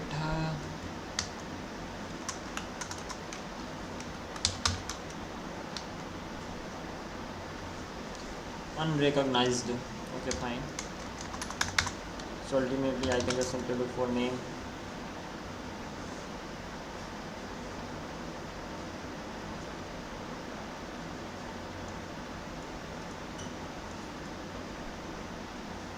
Here it is. It was just probably at the top only. So using hyphen name, you can actually just simply set the name. Same here.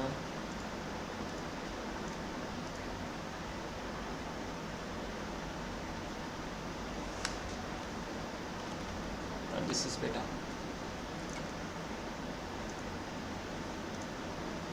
Okay, so we are actually able to access that. What is the next thing? Configure Nginx for reverse proxying to your Node.js application. Interesting stuff. This is the one. What do we need to do? ls cd etc. Wait for a while.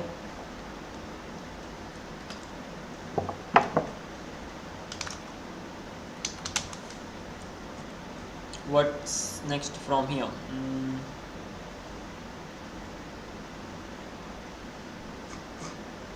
I don't know. Probably I need to look for the name.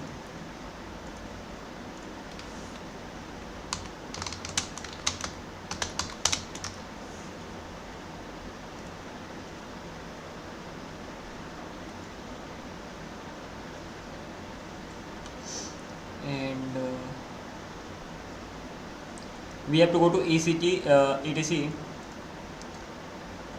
install this. Okay, use systemctl commands to manage the nginx service life, including start, stop, and restart, restore, enabled, and all. So if I talk about systemctl status nginx, again I'll have to get, that's crazy, I think because of the network issue and all.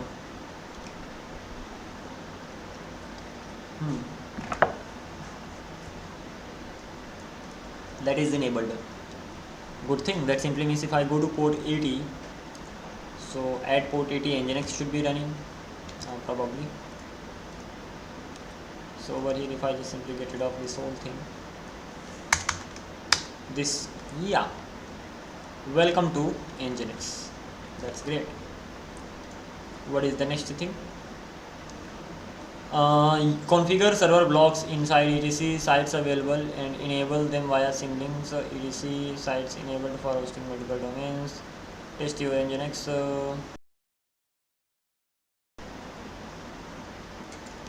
This is mainly for uploading what?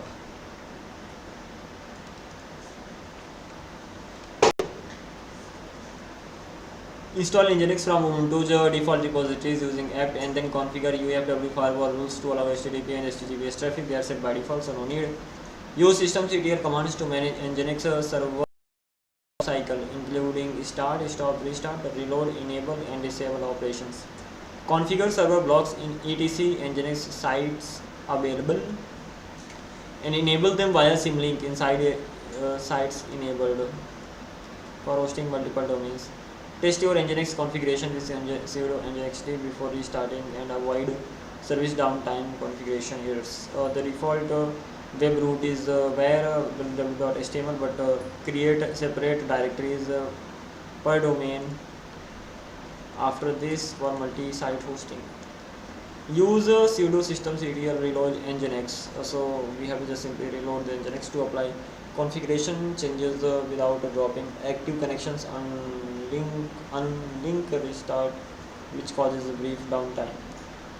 Configuration firewall profiles. As such, we can just simply allow any one of these.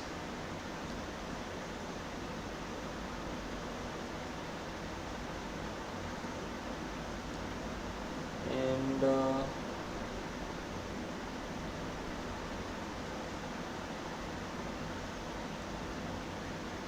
setting up server blocks. So inside where www I can have my HTML file, and once I have that I can even change the owner, and that's gonna be the user for this particular one, and just giving the file name sudo nano where this index.html. This is mainly for the front end part, right? So when you want to upload the front end, so at that time you have to just simply keep the things like this, and the job is done. You will be getting it like this, sites enabled, and you will be getting the request at this. We are redirecting to this particular one, and that is it.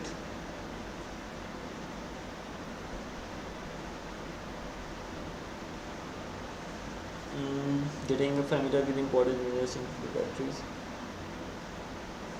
etc nginx, and probably we server blocks can be stored. Okay, that's right. Nginx will not use the configuration files are found in this directory unless they are linked to the sites enabled. So we have to link inside sites enabled as well directly. Typically all server block configuration is done in this directory and then enabled by linking the other directories. That's fine. Then we have sites enabled, the directory we have enabled per site server blocks are stored. Typically these are created by linking to configuration files found in sites available directory. That's right. So in the sites available directory, there's gonna be the configuration file. Inside sites enabled directory, you will have the link to the you will have links here. So these are typically created by linking to the configuration file. So that's right. And then you have snippets. These directories contain configuration fragments that can be included elsewhere. In the nginx configuration, potentially repeatable configuration segments are good candidates. Okay, that's fine.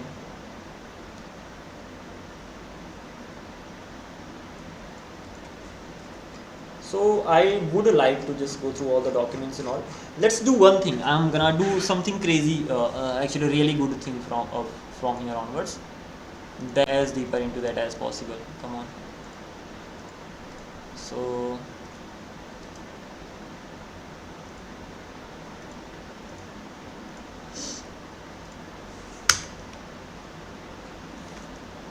that's gonna be related to software, no doubt, or that can be hardware related as well. Who knows?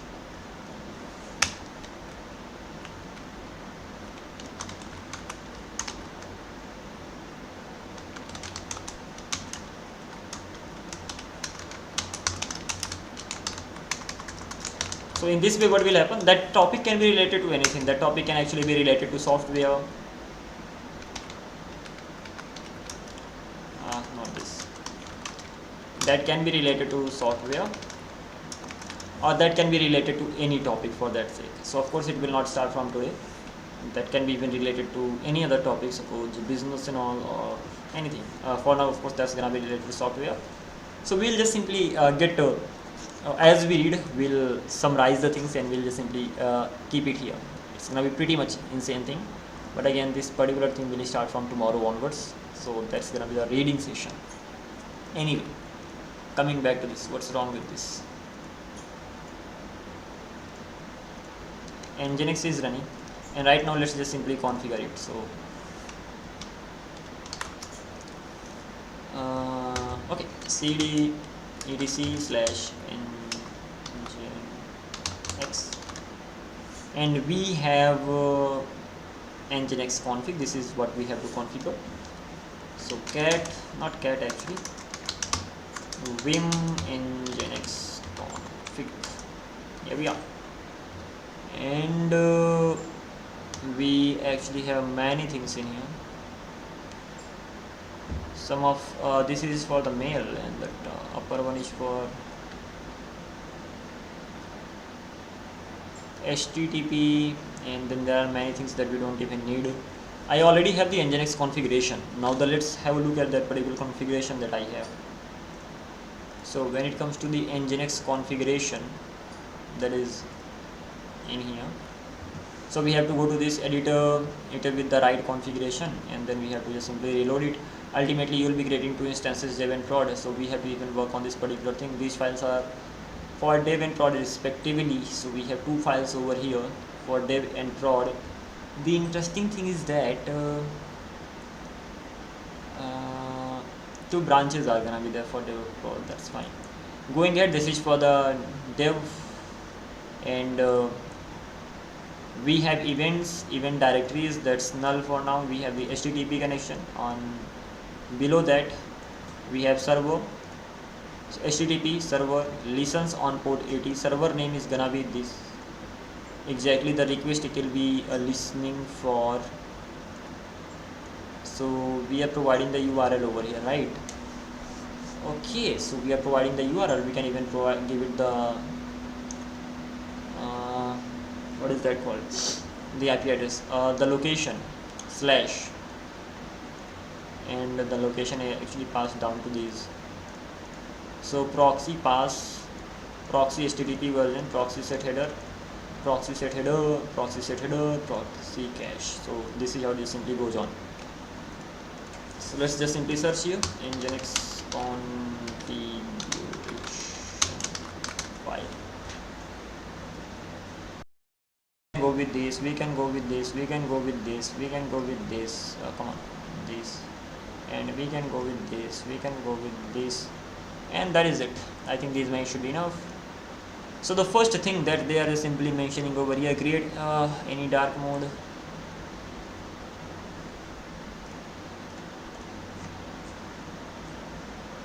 They don't seem to have it. Anyway, let's continue. Reload it. It is not able to. Okay, never mind, forget about that. So create nginx plus and nginx configuration file. So nginx plus, go to this directories,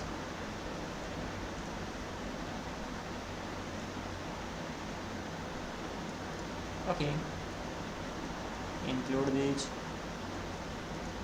We can have context that can be event, HTTP, mail or stream, these ones. So we have events, we have this HTTP, we have server, we have location 1 or 2.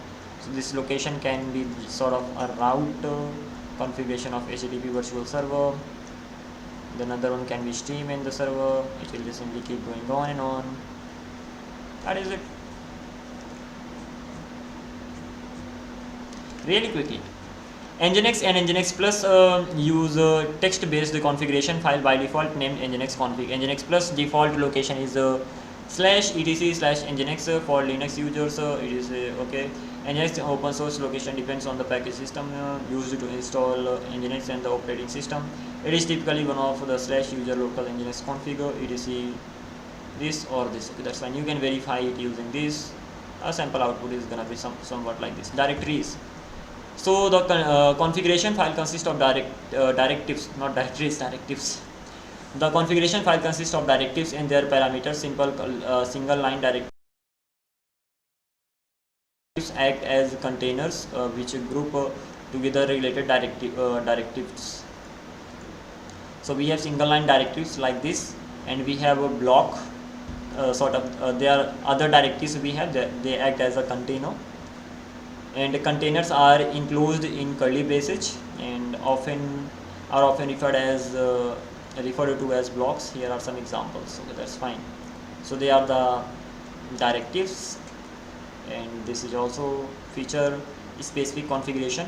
To make the configuration easier to maintain, it is possible to split it into set of feature specific files stored in etc nginx config d file directory, and include a directive in the main nginx config file to reference to the contents of the feature specific files. So we can even have reference of the files here, that's fine. And contexts. So a few top level directives referred as a context group together the directives that they apply to different traffic types. Events, general connection processing, HTTP traffic, mail traffic, stream, TCP or UDP traffic. Directives placed outside of these contexts are said to be in the main context. Virtual server, in each context. So in each of the traffic handling contexts, you include one or more server blocks to define virtual servers that control the processing of the request. The directives you include within a server context vary depending on the traffic type, and for HTTP traffic, the HTTP context, each server directive controls the processing of requests for resources at particular domains or IP addresses. For one or more location contexts within a server context define how the process specific sets of URIs. For mail, TCP, UDP traffic, the mail and stream context, the server directives each control processing of traffic arriving at a particular TCP port and Unix socket. Sample is gonna be sort of like this. So user nobody, a directive in the main context. Configuration of the connection processing. Configuration is specific to HTTP and affecting all virtual servers. We have servers configuration of HTTP virtual server 1. Configuration for processing URIs starting with /1 and /2. Configuration for HTTP virtual server 2. Configuration is specific to TCP UDP affecting all virtual servers. Configuration for TCP server 1. Inheritance. In general, a child context, a context contained within another context. This is a context. That could be another context. So its parent inherits the settings of directives included at the parent level. Some directives can appear in multiple contexts, in which case you can override the setting inherited from the parent by including the directive in the child context. For an example, you can just simply have a look at this. Reload configuration. For changes to the configuration file to take effect, it must be reloaded. You can restart the Nginx process or send the reload signal to upgrade the configuration without interrupting the processing of the current request. For details, go ahead. and read. Okay, that's fine. Let's close this.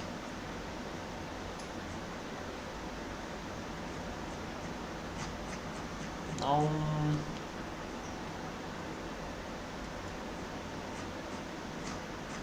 okay, close this as well. Beginner's guide. So should I go through this?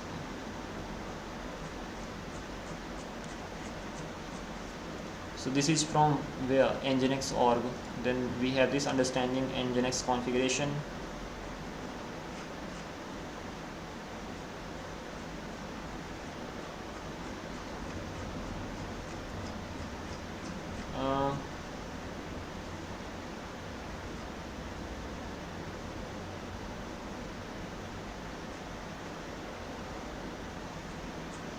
This is great. This is not. Close this. Nginx configuration.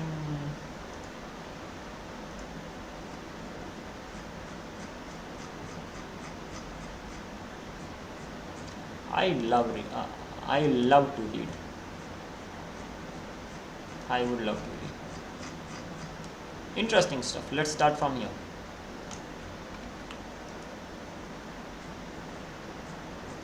What is this now? Okay.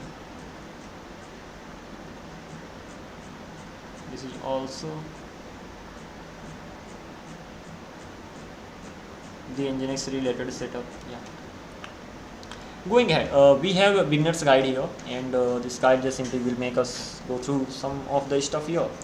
The question is that we have to just focus on going through it really quick. It is from this. So this guide will give you basic introduction. That is great. Let's read properly. This guide gives a basic introduction to nginx and describes some simple tasks that can be done with it. It is supposed that nginx is already installed on the reader's machine. If not, see the installing process. This guide describes how to start, stop. Okay, that's fine. Static content. Just a minute. Explains the structure of the configuration file and describes how to set up nginx to serve out static content, how to configure nginx as the proxy server, and how to connect it with fast CGI application. Nginx has one master process and several worker processes. Nginx one master, several workers. Okay, that's fine. The main purpose of the master process is to read and evaluate configuration and maintain worker processes. That okay, that's fine. Worker process do actual processing of the request. Nginx employs event-based model and OS-dependent mechanism to efficiently distribute requests among worker process. The number of worker processes is defined in the configuration file and may be fixed for a given configuration or automatically adjusted to the number of available CPU cores. See the worker processes. That is fine. The way nginx and its module work, it can be controlled by invoking the executable with the -s parameter. Use the following syntax: nginx -s and signal, where the signal may be one of the following: stop, quit, reload, and open. So nginx -s signal and this. What did I have it here? I had sudo nginx -s reload. So it turns out to be the same. Nginx -s signal. We just had reload here. Yeah, we didn't really mention signal over there, but that's fine, completely okay. So this can also be the one. So isn't this sort of the reasoning section that we planned? It turns out to be like that only. Nginx.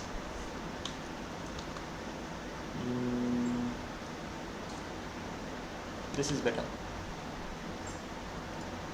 Okay, so nginx, the signal that can be, where signal may be one of the following. Okay, that's fine.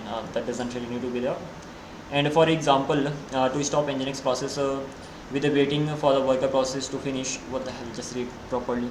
For example, to stop nginx process with the waiting for the worker process to finish serving current request, the following command can be executed. This command should be executed under the same user that started the nginx. Okay, that's fine. To stop nginx processes with waiting for the worker processes, it just simply stops the master as well as the worker. That's fine. Changes made in this configuration file will not be applied until the command to reload configuration is sent to the nginx or it is restarted using this. So we have these few things here, and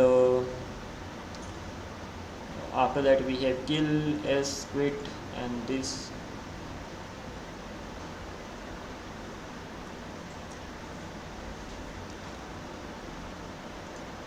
Just a minute.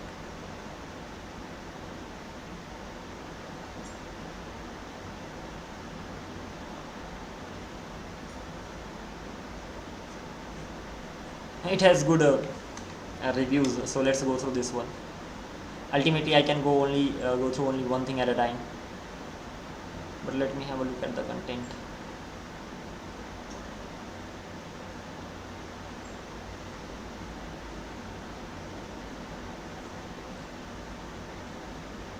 It is quite a lot, but okay, never mind. Anyway, let's continue with this. So we have gone through this much.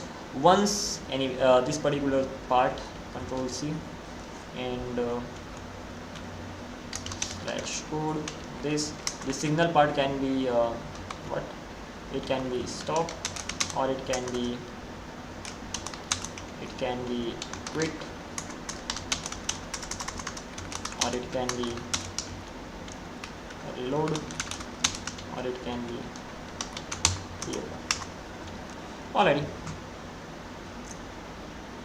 Once the master process receives the signal to reload configuration, it checks the syntax validity of a new configuration file and tries to apply the configuration provided in it. If this is a success, the master process starts new worker process and sends message to old worker process requesting them to shut down. Otherwise, the master process rolls back the changes and continues to work with the old configuration. Old worker process receiving a command to shut down, stop accepting new connections, and continue to service current request until all requests are serviced. After that, the old worker process exit. Okay, that's fine. So a signal may also be sent to the A signal may also be sent to the nginx process with the help of the Unix tools such as kill utility. In this case, a signal is sent directly to a process with a given process ID. The process ID of the nginx master is written by default to the nginx PID in the directory. So we can go to user local nginx and logs or var. For example, if the master process ID is this, to send a quit signal resulting in nginx graceful shutdown, we can just simply run this. Okay, for getting the list of all running nginx processes, ps utility may be saved. For example, in a way, ps aux grep nginx.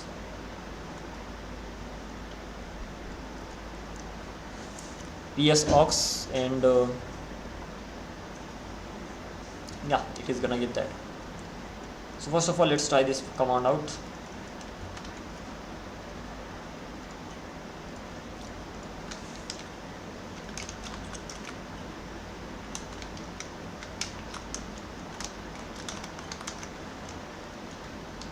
So ps ax and grep nginx. So we have worker process. This is the master process. This is the ID for the master process. And after that, what? Kill.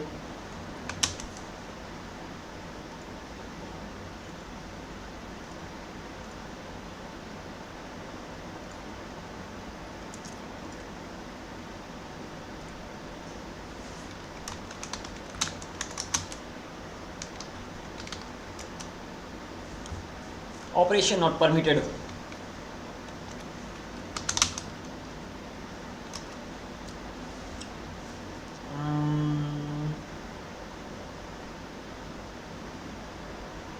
Okay, that is done sort of. So system,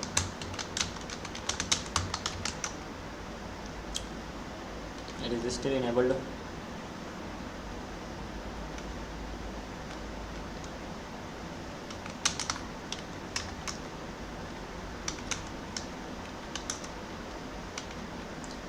So aren't we getting the same result? ps aux.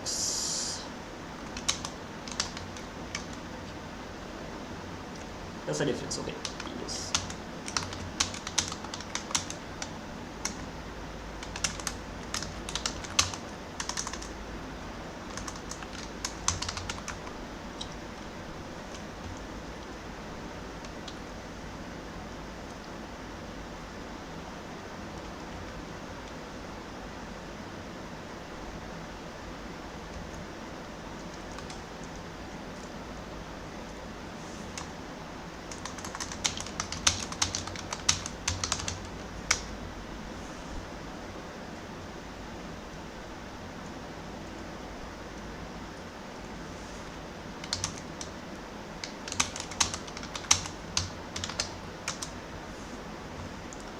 this is the difference.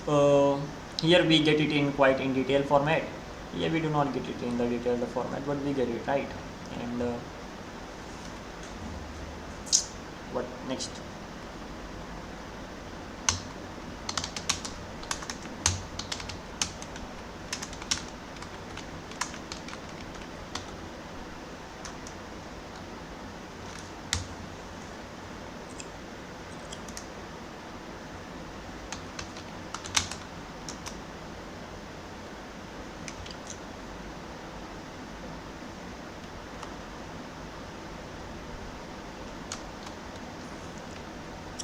I'm just gonna take some time there for a while, and I think it did work or not. No.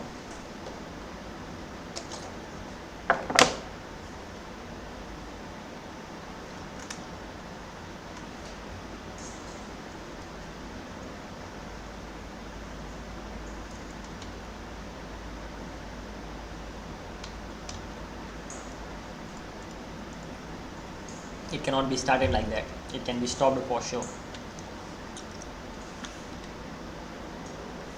Is the Nginx running? Right now it is not.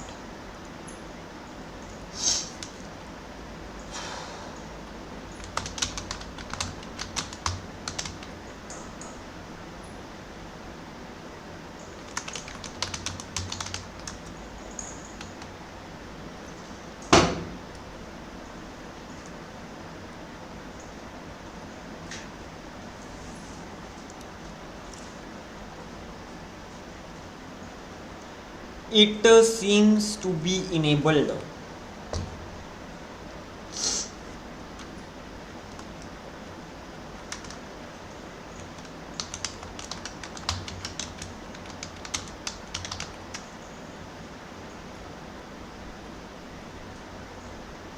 Will it work? What exactly they are discussing here?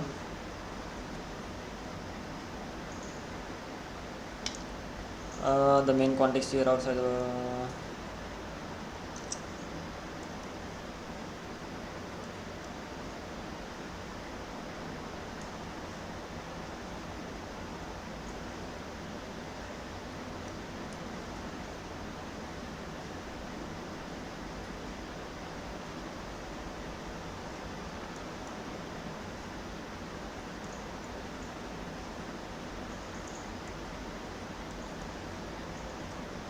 okay, they are not actually giving us any commands and all.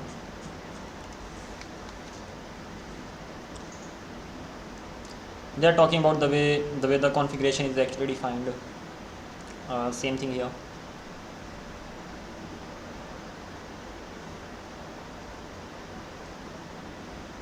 As expected.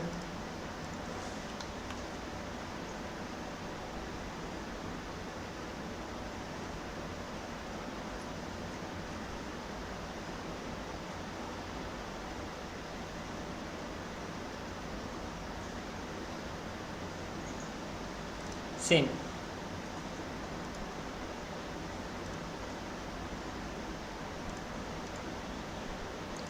Okay, the first one ran successfully. That simply means it should have been started by now. Okay, we are getting it. So using this command, we can just simply run this again. Come on.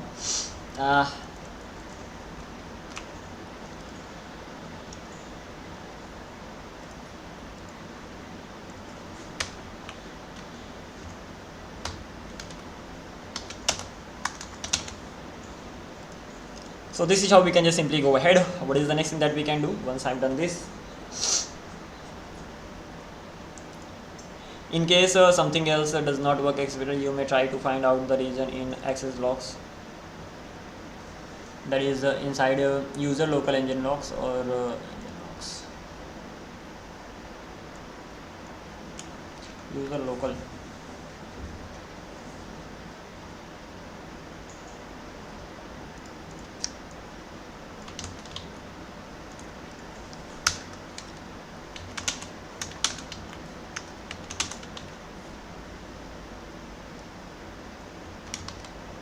The another one is this. I'd like to check what's there. Then proxy server, they start talking about the server. Okay. I haven't really talked about this. Probably I skipped a few things. I skipped many things. Sorry. That's crazy. I was somewhere here, right? And we even came to know about this particular command in here. So we have two commands. What are they? First of all, ps, the earlier command that I knew, that is this web nginx, and ps aux. The main difference is that the second one gives less info, the first one gives more.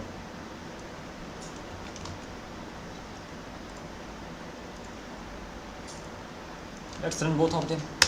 2 and it has some worker process. By default it has two worker processes because I have two cores, CPU cores. That is why it has two worker processes, and it has one something PTS. Okay, never mind. This particular thing is done, and going ahead, I have to just simply figure this thing out. So we have to go to user local nginx log.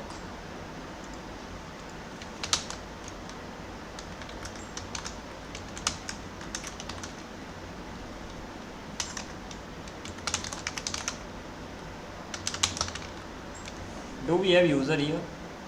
We have this.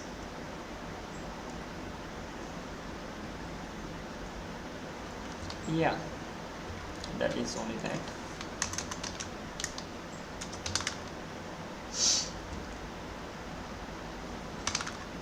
So we have bin games include lib this local c. Inside that we have this that include lib. So we have to go lib nginx. Do we have it here? No, we do not have it here. That simply means there are no logs here yet.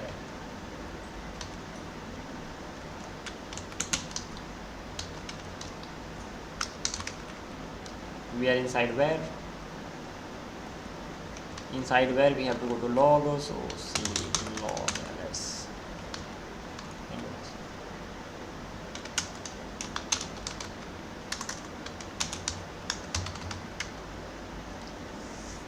We have one.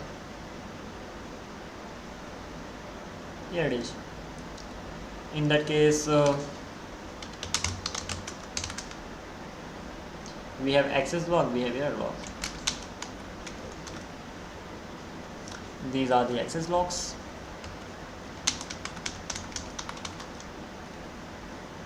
These are the error logs.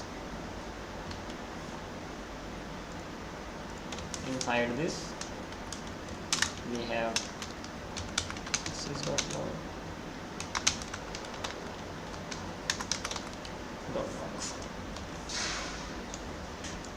Okay, we've done this anyway.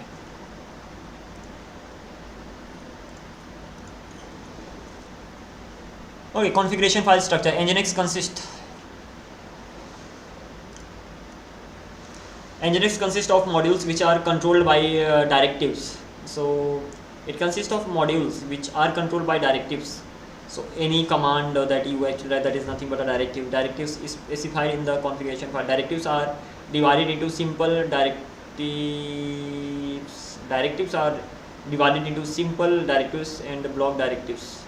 We have two types of directives. So actually in here we have two things. We have directives, and they are divided into two types: simple directives, and we have block directives. As simple as that. So coming back to this, directives are divided into simple directives and block directives. A simple directive consists of the name of the separated by spaces and ends with a semicolon. So a simple directive consists of name and parameters separated by spaces and ends with a semicolon. That is right. We can even have the example if needed, but this is how this simply goes. A block directive has the same structure as a simple directive, but instead of the semicolon, it ends with a set of additional instructions surrounded by curly braces. If a block directive can uh, if a block directive can have other directives inside message, it is called context.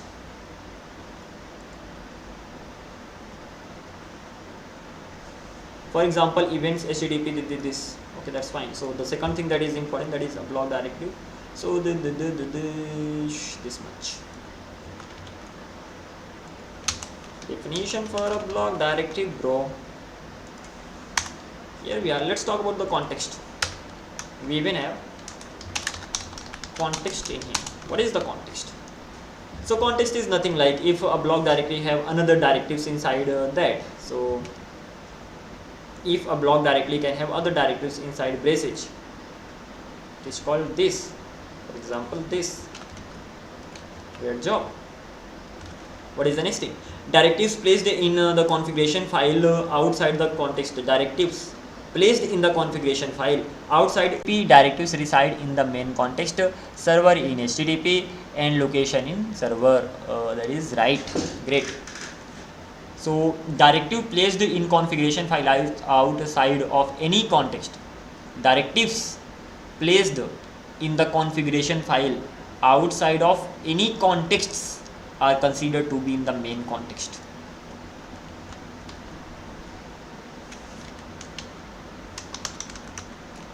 There we are. The events and HTTP directives reside in the main context. So the event and HTTP, because ultimately this is the HTTP. Let me show you even more. So this is the server. Forget about the server. Forget about this. Forget about this. Forget about this. Forget about this. Well, then nothing. That's gone. So ultimately we do have the event. I should be able to show you the example somewhere here. So if we actually come back here, we have the context. Okay, forget about this. We have the event here. Even better, we have the event here. We have the HTTP here. This is one context. This is one context. What is the context? If a directive, this is a directive at the end of the day, and if directive consists of other directives, that is called a context. And if it is at the top level, if the directives are not inside any context, they are in the main context. This is the main context. This is inside the main context. This directive is inside the main context. This directive itself is a context because it is gonna contain other directives, and this is how it just simply goes on. I'm getting better at this. Okay. So yeah, it makes sense. In events and HTTP reside in main. So events and HTTP, events HTTP reside in main context. Second thing, main context, server in HTTP. Server resides in HTTP. And location server context. Again, that nothing but the context, HTTP context. They are the context as well, right? The rest of the line after hash considered to be a comment. That's fine. Serving static content. HTTP is the context here. HTTP context, events context, main context. Good job.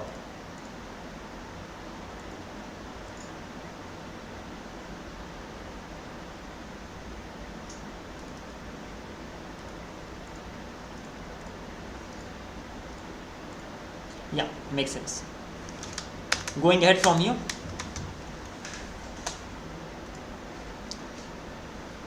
Serving a static content. An important web server task is serving out files. Okay, just a sec.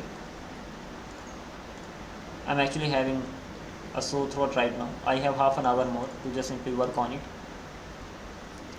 Give me a minute. After that I'll be back and I'll just complete reading this part, and then we'll see what we do next. At least I have to go through it completely. Give me just a minute. I'll be back.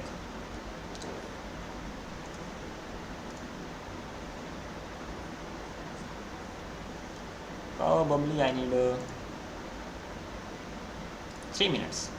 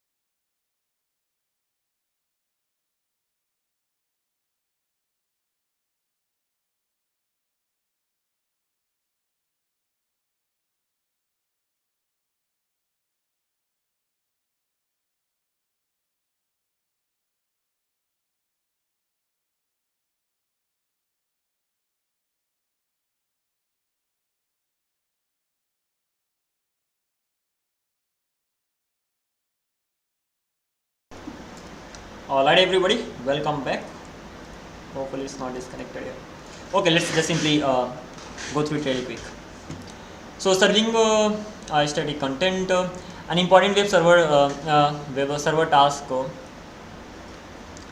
is serving out files such as images or static HTML pages. You will implement an example where depending on the request files depending on the request files will be served from different local directories, data www, okay, that's fine, which may contain HTML files and data images containing images. This will require editing of the configuration file and setting up a server block inside the HTTP block and two location blocks. That's right.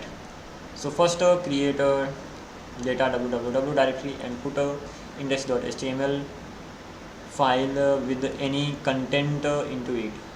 Create the data image directory and place an image in it.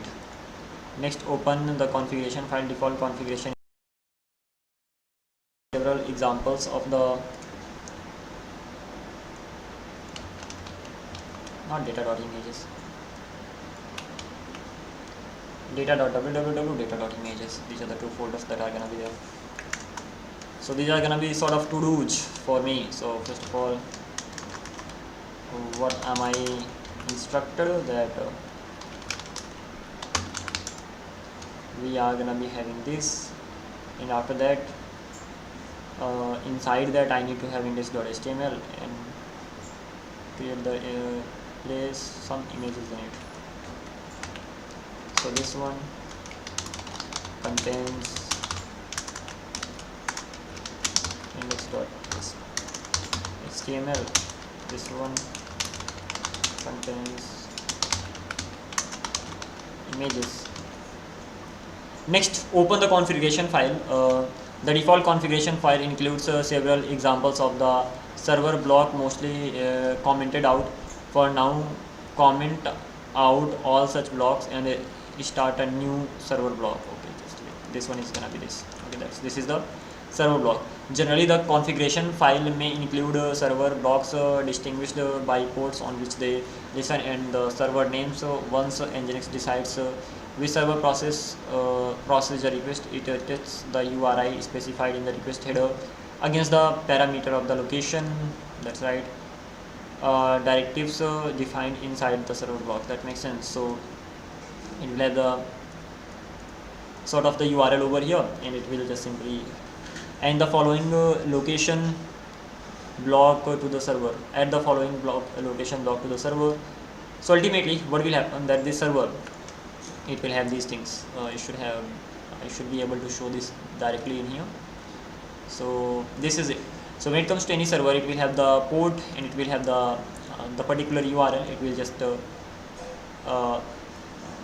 get the request at this particular URL and will forward to this particular port number.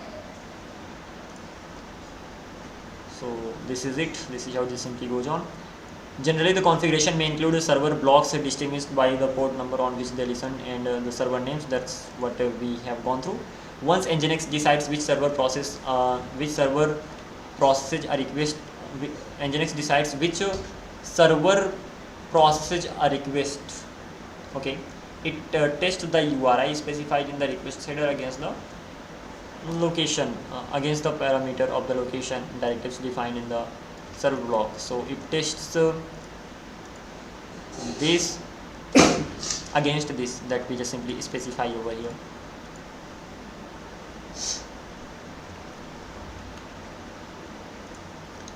Okay, this location block is specifies as / prefix compared with the URI from the prefix compared with the URI from the request. For matching the request, the URI will be added to the path specified to the root directives, that is www, to form the path requested file on the local system. If there are several matching location blocks, Nginx selects one of the longest prefix. The location block above provides the shortest of length one, and only if all other location blocks fails to provide match, this block will be used. What does this mean? It will be match. I never done this. It will be a match for requesting staging images, the location also. This fine. Then it is just simply saying that have server, have location, have the root over here. That's gonna be data w. So ultimately, if the request comes to slash, then it will go here. If the request comes to slash images, the request will go here. For images, for the normal files, I'm making the root data / www. For location, it's being / data, and that makes sense. And this is already working configuration. And after that, depending on the file name, it is gonna be. So as the request comes here, now any name that is there after the images, that's gonna be the file name. This is already a working configuration of a server that listens on port 80 and accessible on local machine. This in response to request with URIs starting with images, the server will send files from data images directly. For example, in response to the localhost images example.png request, Nginx will send data images example.png, and if a file does not exist, Nginx will send a response indicating 404 not found. Request with the URI is not starting with the images will be mapped to the data / www. For example, in response to the some example.html request, Nginx will send the request to this to apply the configuration start Nginx if it is not yet started, so and send the reload signal. That's fine. Setting up a proxy server. Okay, that is simple, bro. Fine, isn't this? So this is server. So we'll have the server, we'll have the HTTP. Here we have the location. So server. That's actually gonna be inside HTTP. So we are gonna have it. Just a sec. Let me copy this, and at the end of the day, it is gonna be sort of like this. As for the server is gonna look like this. So let's just simply have it in here. So this is the overall configuration.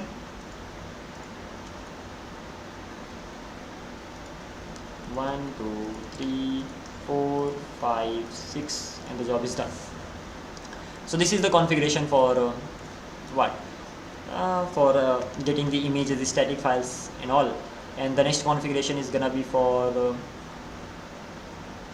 setting up a simple proxy server. One of the frequent uses of Nginx is setting it up as a proxy server.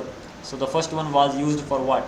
The first one was used for serving static content. So Nginx can be used for serving the static content. And of course, let me just serving static content. Here it is. And then it can be even configured for reverse proxy.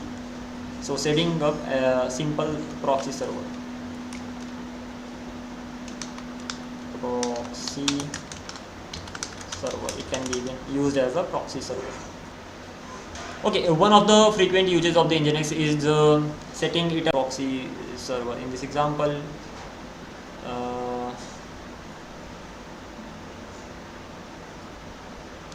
first we define the proxy server by defining the server block.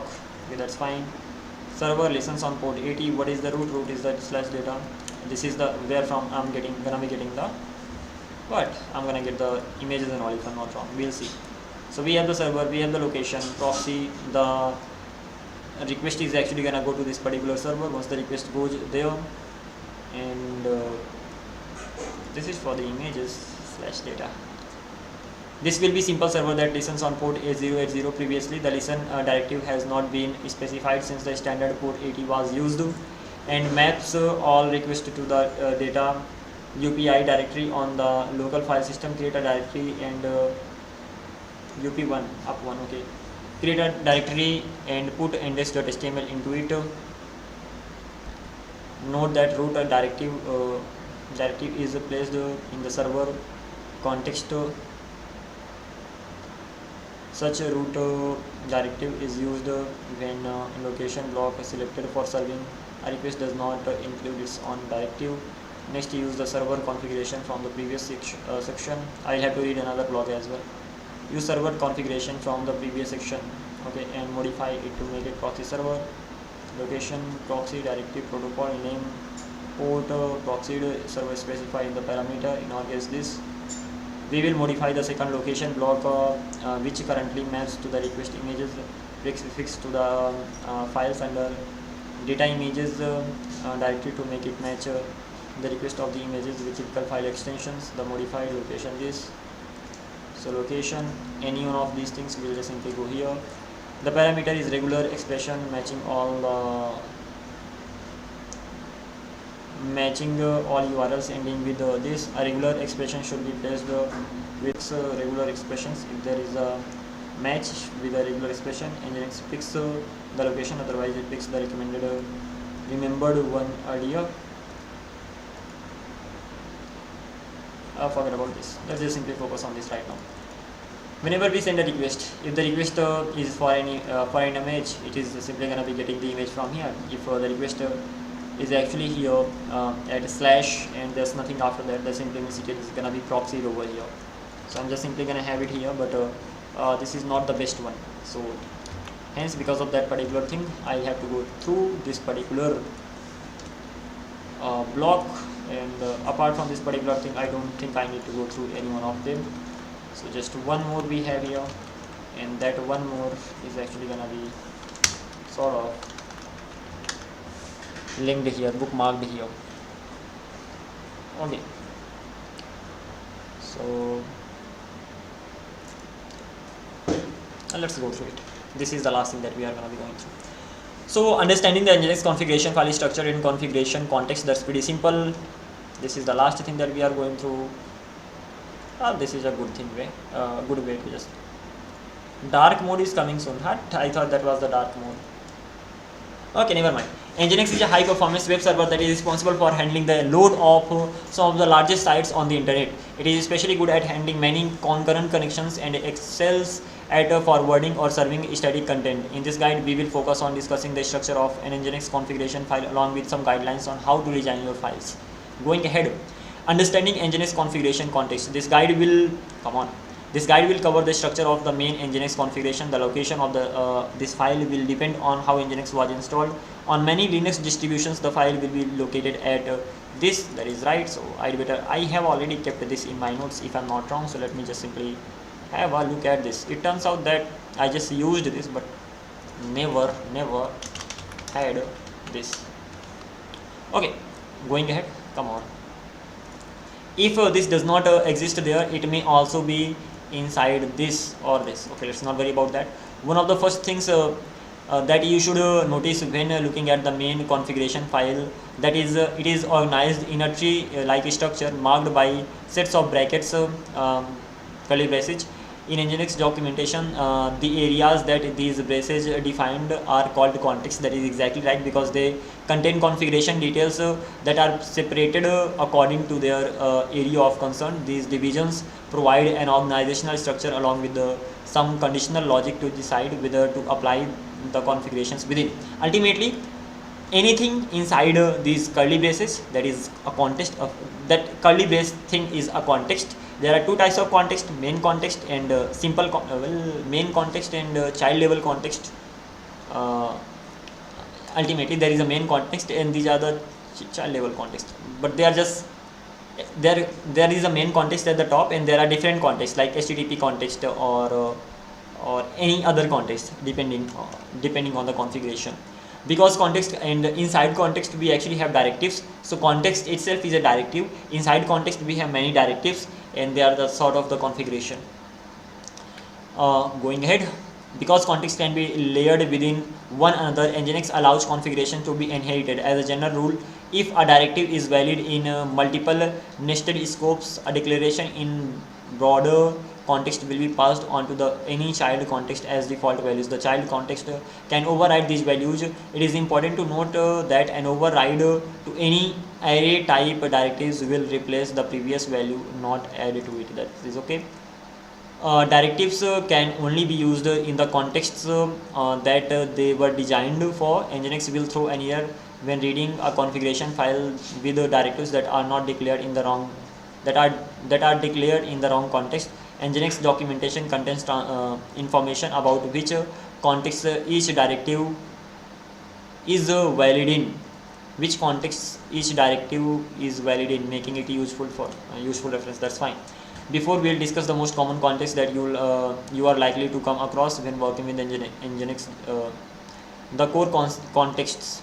The first group of the contexts that we will discuss are the core contexts that Nginx uses to create the hierarchical, I hope that's how it's pronounced, tree, and separate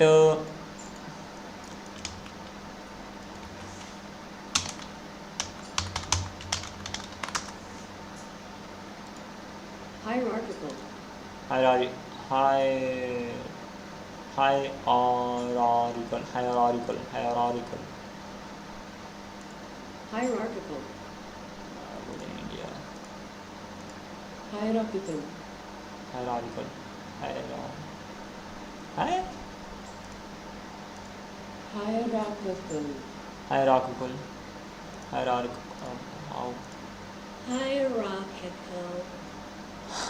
Okay, coming back to this is called hierarchical. Okay, that's fine. So Nginx uses to create hierarchical tree and hierarchical tree and separate discrete configuration blocks. These contexts that make up the major structure of Nginx context. So they are sort of core contexts ultimately. So the first group of the contexts that we will discuss are the core contexts that Nginx uses to create hierarchical tree or separate the discrete configuration blocks, and these are the contexts that make up the major structure of an Nginx. We have main context, these are hierarchical.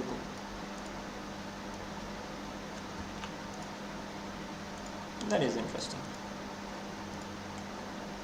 We have these four things. Let's go through this one. I like to keep it up here as well. The first one is gonna be the main context.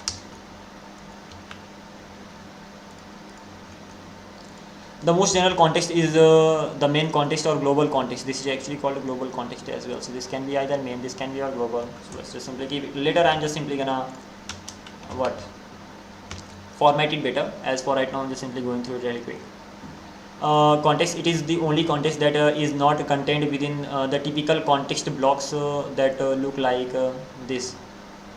We have the main context is here outside any other context, and this is how this simply goes on. That's very simple.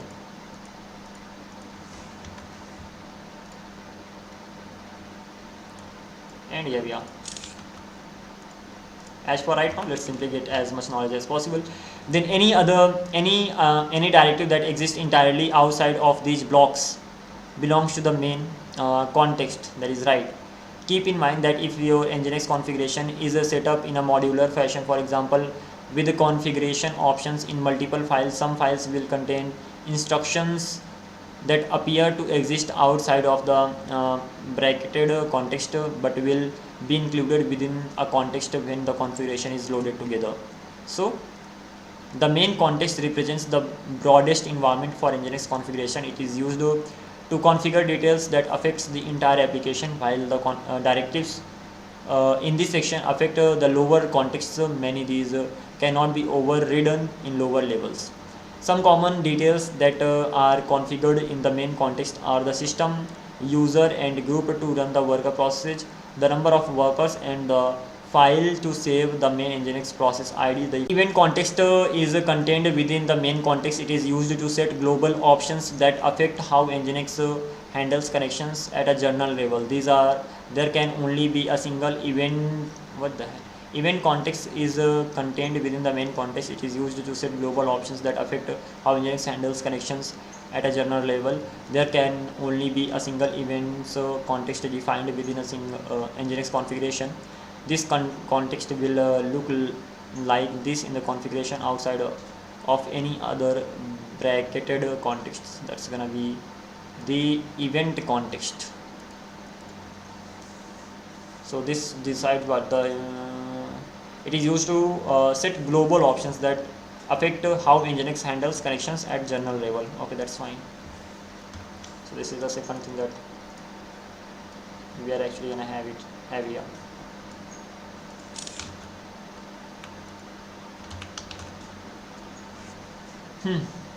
Nginx uses an event-based connection processing model. So the directives defined within this context determine how worker process should handle connections. Mainly directives found here are used to either select the connection processing technique to use or to modify the way these methods are implemented. Usually the connection processing method is automatically selected based on the most efficient choice that platform has available. For Linux systems, the epoll method is usually the best choice. That is right, I've heard about this. Okay, so epoll is mainly used for what? Epoll is mainly used for handling the traffic. Not sure, but we'll see. So usually connection processing method. So epoll just gives the connection processing method. Okay. Other items that can be configured are the number of connections each worker can handle, whether a worker will only take a single connection at a time or take all pending connections after being notified about pending connections, and whether workers will take turns responding to events. Okay, HTTP context we have just after that. So let's do one thing.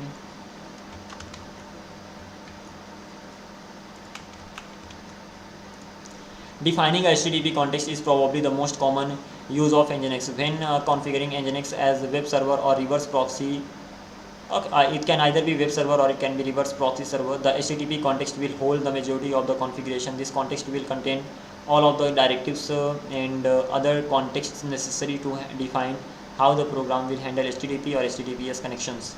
The HTTP context is a sibling of the event context, so they should be listed side by side rather than nested. They both are children of the main context. That is also right.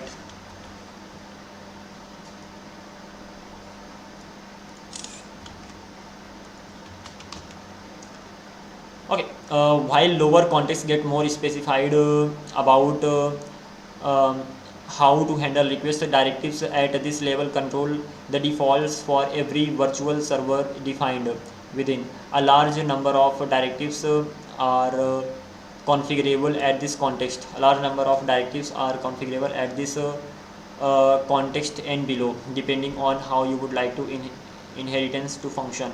Some of the directives that you are likely to encounter: the default locations for access and error logs are access error logs. What the heck? Some of the directives that you are likely to encounter: control the default locations for access and error logs. Okay, configure asynchronous IO input operations. These and configure the server's statuses when errors occur. Error page. Other directive configuration: compression, zip, and disable, fine tune, TCP, keep alive settings, and keep alive timeout, and the rules that Nginx will follow to try to optimize packets and systems. Send file TCP, node lay TCP. These additional directives configure an application level documented root index, files root index, and set up the various hash tables that are used to store different types of data. Asterisk hash bucket size, asterisk hash max size for server names types. For more information, refer to the name. So ultimately, some of the directives that you are likely to encounter: control the default locations inside this HTTP. Okay, that's fine. We'll see how in action it works. Then we have server context. Server context. Yeah, after HTTP context, server context comes into the picture. The server context is declared within the HTTP context. This is our first example of nested bracket context. It is also the first context that allows for multiple declarations. Yeah, that is right. The general format for a server context may look something like this. Remember, these reside. Remember that these reside within the HTTP context. That is right. Just properly somewhere here. So.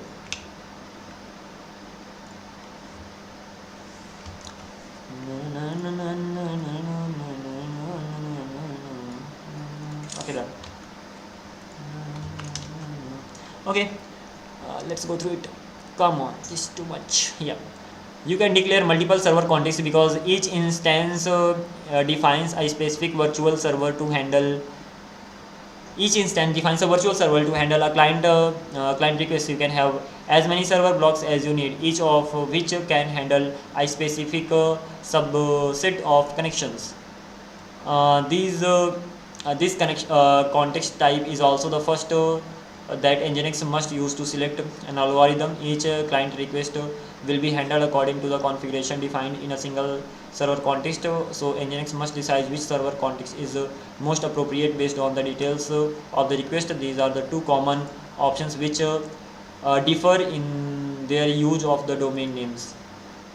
We have listen, we have server name. Listen, the IP address or port combination that this server block designed to respond to if a request is made by a client that matches these values. This block will potentially be selected to handle connections. This block will handle connections. So that's right. Server name. This directory is other component used inside used to select server block. Server block is selected as per this. That is right. For processing, if there are multiple server blocks with listen directives of the same specificity that can handle request, Nginx will parse the host header of the request and match it against this directive. So ultimately, this is how it just simply matches this. On the basis of this, it matches which server to select, and this is where it just simply forwards the IP address and port combination that the server block is designed to respond to. So it responds to, it just simply listens to, gets the request because of the server name and responds to. Going ahead, the directives in this context can override many of the directives that may be defined in HTTP context. So directives defined in HTTP context can be overridden over here, including logging the document root compression, etc.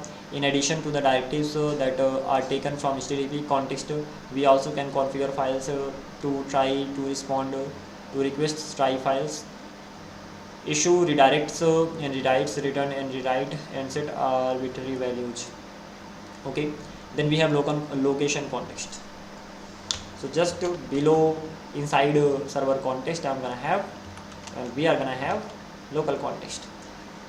So the next context that you will deal with regularly is the location context. Location contexts share many relational qualities with the server. For example, multiple location context can be defined.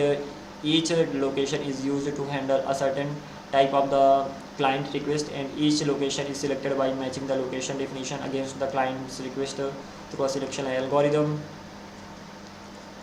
While directives that determine whether the select server block are defined within the server context, while directive that determines whether to select a server block are defined within the server context, the component that decides on location's ability to handle a request is located in the location definition. The line is the line that opens the location block. Okay, somewhere here it's gonna be defined. The general syntax is actually gonna look like this. Ultimately, based on the route that you have over here, the path that you provide, this location block will be just simply forwarding the request over there. I mean, doing those types of things depending on the URL. That is why by default we have match modifier, we have location modifier. Okay, we'll see.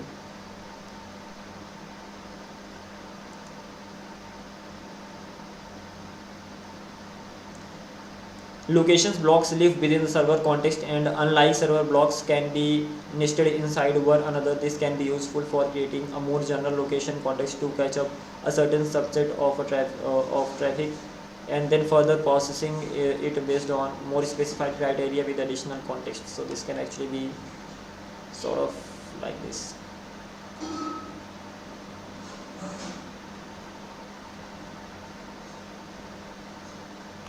Okay, let's take the screenshot.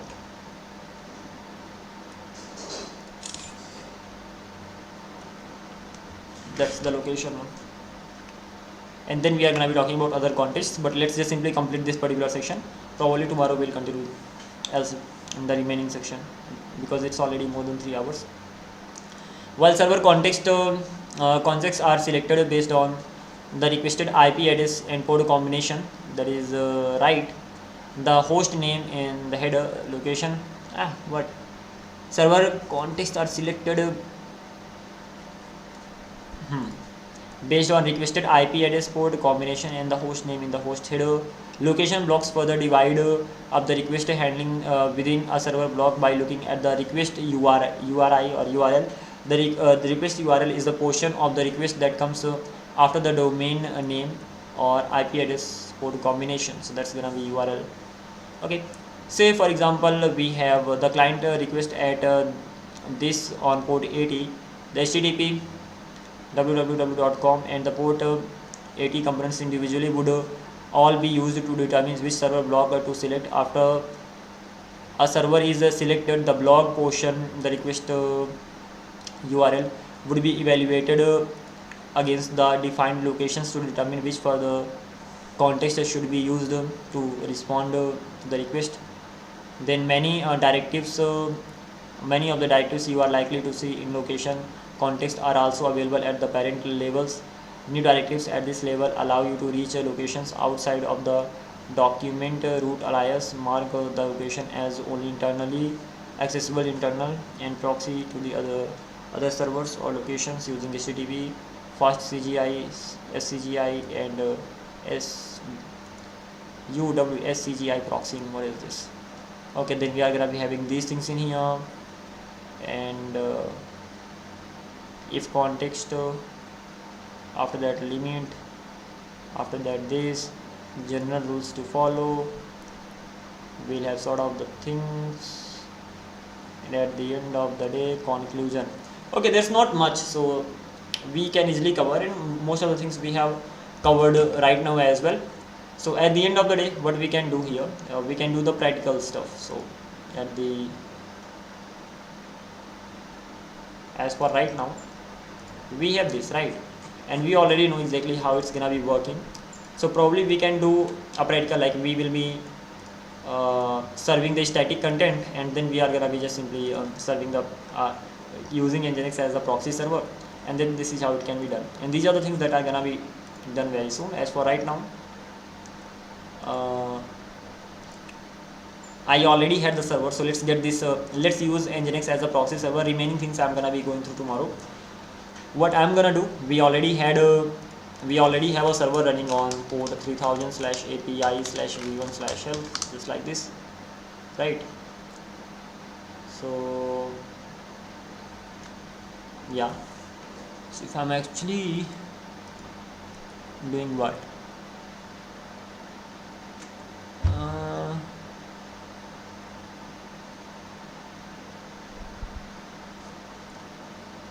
just a sec, coming back to this Nginx configuration file. Let's just simply get a file from somewhere.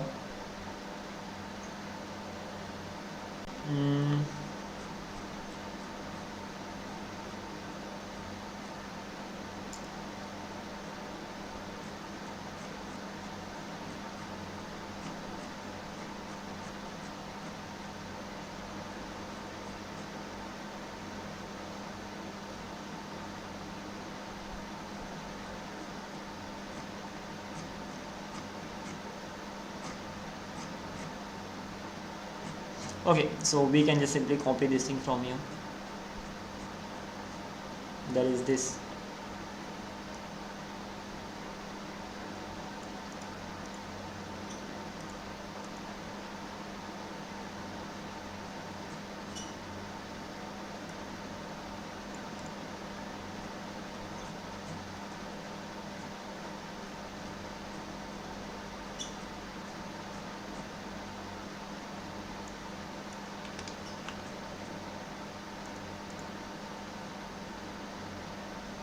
Yeah, sort of, that is the one configuration that can actually be used.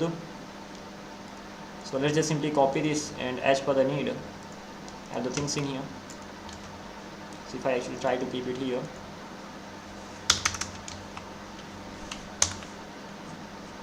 in that case, your domain, what if the domain is actually gonna be what?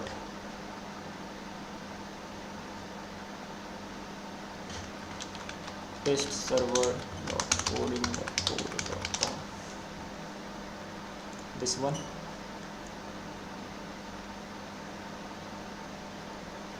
We'll see whether it works or not, and we don't really need these. The request will be coming to this, and we have to forward the request to this. So I'm gonna be listening on port 80. So I'm actually gonna listen on port 80, and this is where the request will come, and at this particular port number,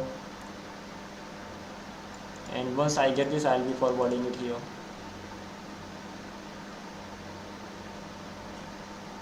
And the remaining things, and even I have the pre-written configuration. Just a sec, where is that?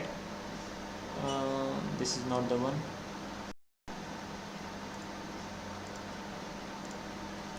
This is the one. So we have event directives, HTTP server, server listens on port 80. This is the server name, location. It just simply forwards it there. We have the version, we have the header, we have the header, we have the header. It just simply keeps going on like this and all. So what's the difference? Ideally, what's the difference between this and this? Let's see. So we have the version 1.1, that is also right. We have the upgrade, HTTP header set upgrade. We have the connection that just works. We have the host that just simply works as well. We have these three extra things. We have proxy cache bypass, that's not really here, but we have these things here, real-time IP forwarding and all. But ultimately, I definitely have to go through exactly what they do, but overall it should be working. What I can do, I can just simply cut it from here, and let's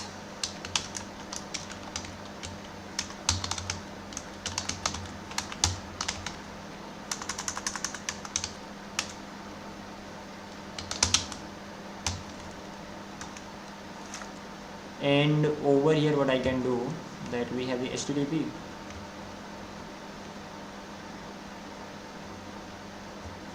It turns out we have quite a lot of things.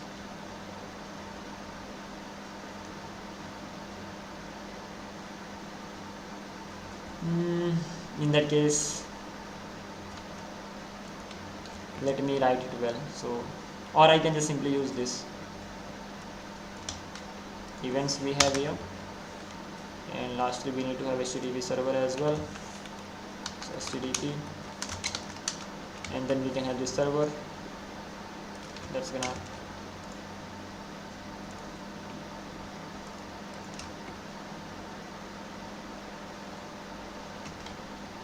come on.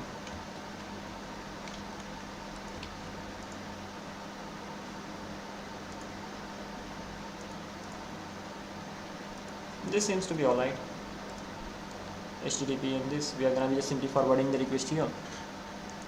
So the request will be coming to this, and the request will be sent to HTTP localhost 3000 in this particular case. And then let's see. Hopefully I should be able to format it here. So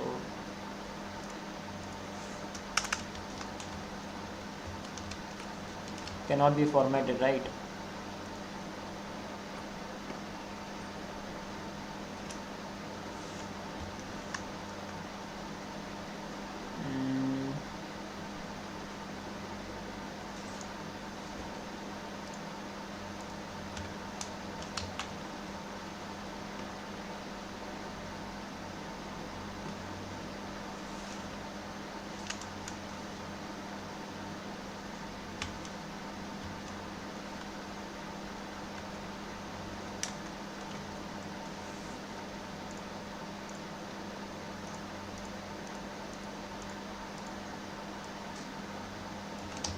Alright, let's try this thing out.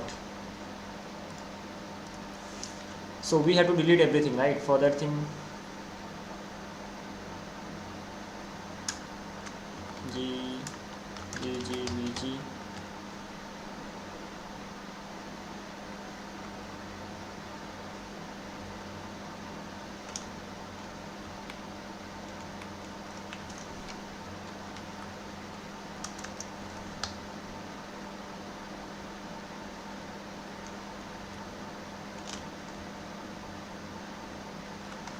Okay, sort of, we've done it right.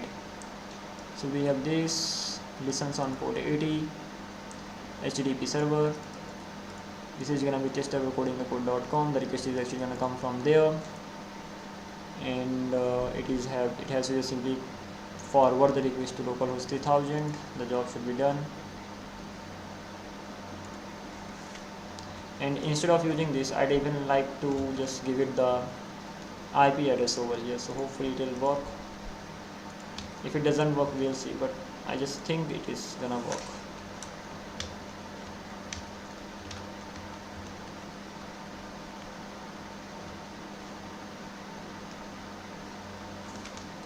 Input mode.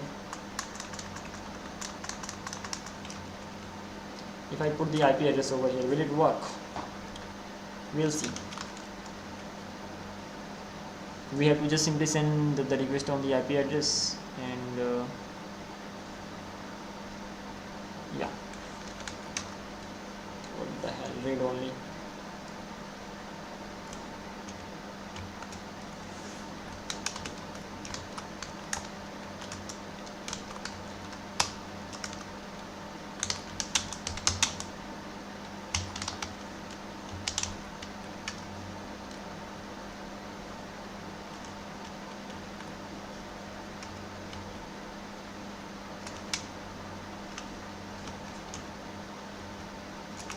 How can I select it all?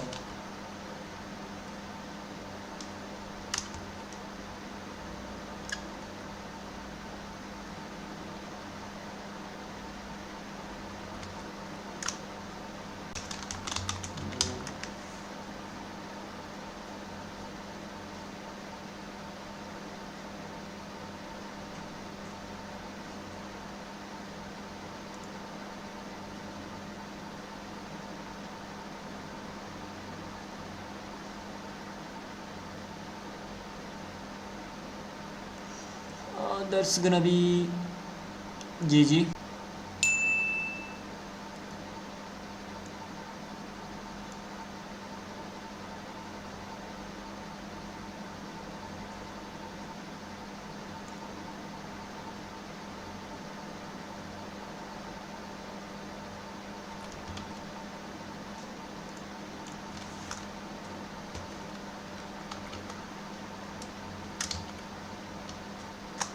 Okay, V is mainly stands for the simply selecting it all.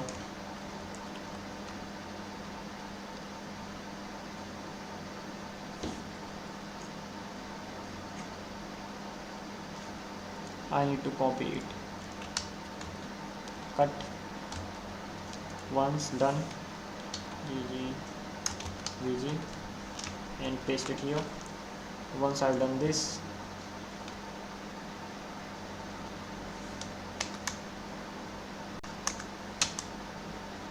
I have to get the IP address. This, paste it here, and slash. Should be fine. Once this is done, 0 and then it's reload. Signal process actually started. Once it actually started, PM to status. Let's wait for a while. It is running right on port 3000, so let's way up port 3000. Yeah, so one process is actually running on port 3000. That simply means if I go to this port 3000 /API /VM/health, I'm getting this. Now if I remove the security rule for port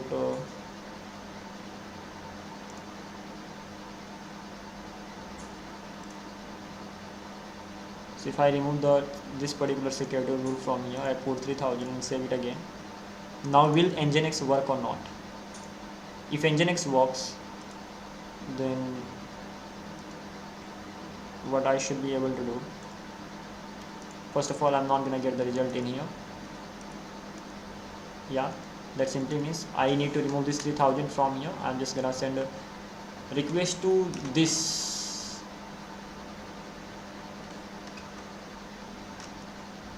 and I'm getting it. So ultimately what is happening, the request goes to this, even I can have port 80 if needed, because at the end of the request is going to this. Nginx is just simply forwarding the request.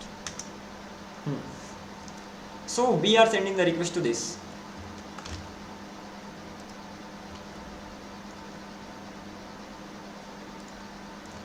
So the request is actually being sent here, in here, and when the request is actually being sent here, so the request goes here, and the sort of domain we have this. So if we get any request to this, the request is just simply forwarded to localhost 3000, and after that the route we have the location that we have, that is /. That simply means this particular route is going to be hit as per our configuration, and that's the same thing that is happening over here.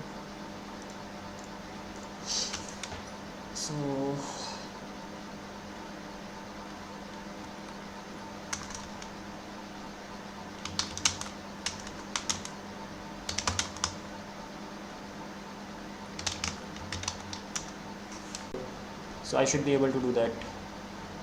So just need to wait for a while. If I'm not facing the network issue, it would work. So here we are. Come on, DD, not this, sorry. How to go back? Come on, yeah. What's the redo command here? Undo command here.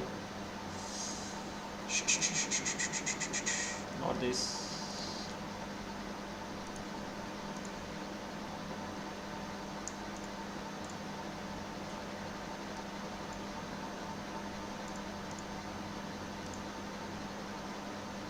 I can just simply search undo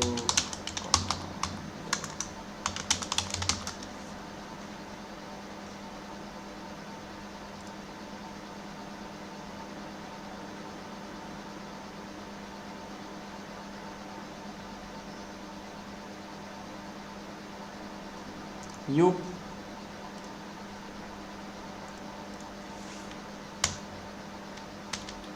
yeah, got that back. Delete. Even we could have set the value, the proxy HTTP version. We have proxy pass, proxy HTTP version, proxy set header. Let's just simply delete these things from here, and even if possible,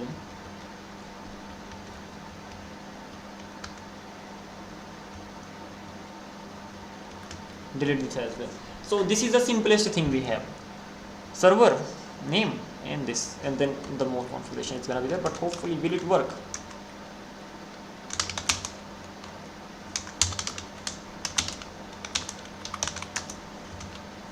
Let's see. It still works. So the simplest configuration, Nginx configuration, can actually be written like this: that at the end of the day you will have events.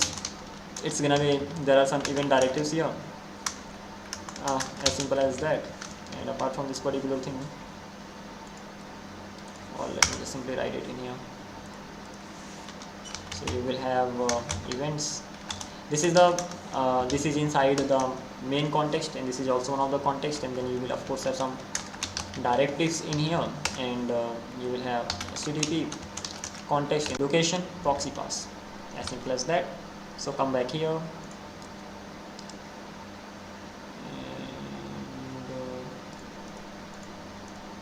yeah, so it is gonna be having server name. Server name can be anything. So for example, there is test server, sort of the URL dot, or it can even be the IP address, codingthecode.com, and then location. Suppose the location is slash, and you need to have proxy pass local 3000. That is it. This is the only configuration that you need, the most simplest configuration. Just in here you can add many more things. I mean, more configuration can definitely be added, but domain name in here, we can attach the IP address to the domain name, and that will also work. What's gonna be the goal for tomorrow? The goal for tomorrow is to just simply creating CI/CD pipeline, being able to write CI/CD pipeline and all. That's gonna be the focus on, and let's see how it's gonna be done. As for right now, I should be calling it right here because I have to work on the project as well. So this is the which project? This is the project that we have to work on, and there are many functionalities that are yet to be implemented. So let's just simply start working on them. First of all, we have to implement this delete functionality well, because only when the mouse is down, then it should be just simply deleting, because right now it is deleting directly. So as soon as I select delete, it just simply starts deleting, right? So I have to just simply fix it first of all.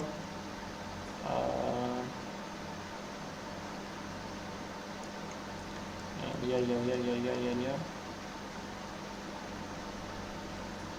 Okay, so this is how it just simply deletes everything, but the way it deletes, that's not the right way, so I'll have to fix it, and then we'll see what we are gonna be actually doing. Gonna be taking a break for a while, and after that I'll be back. Bye bye.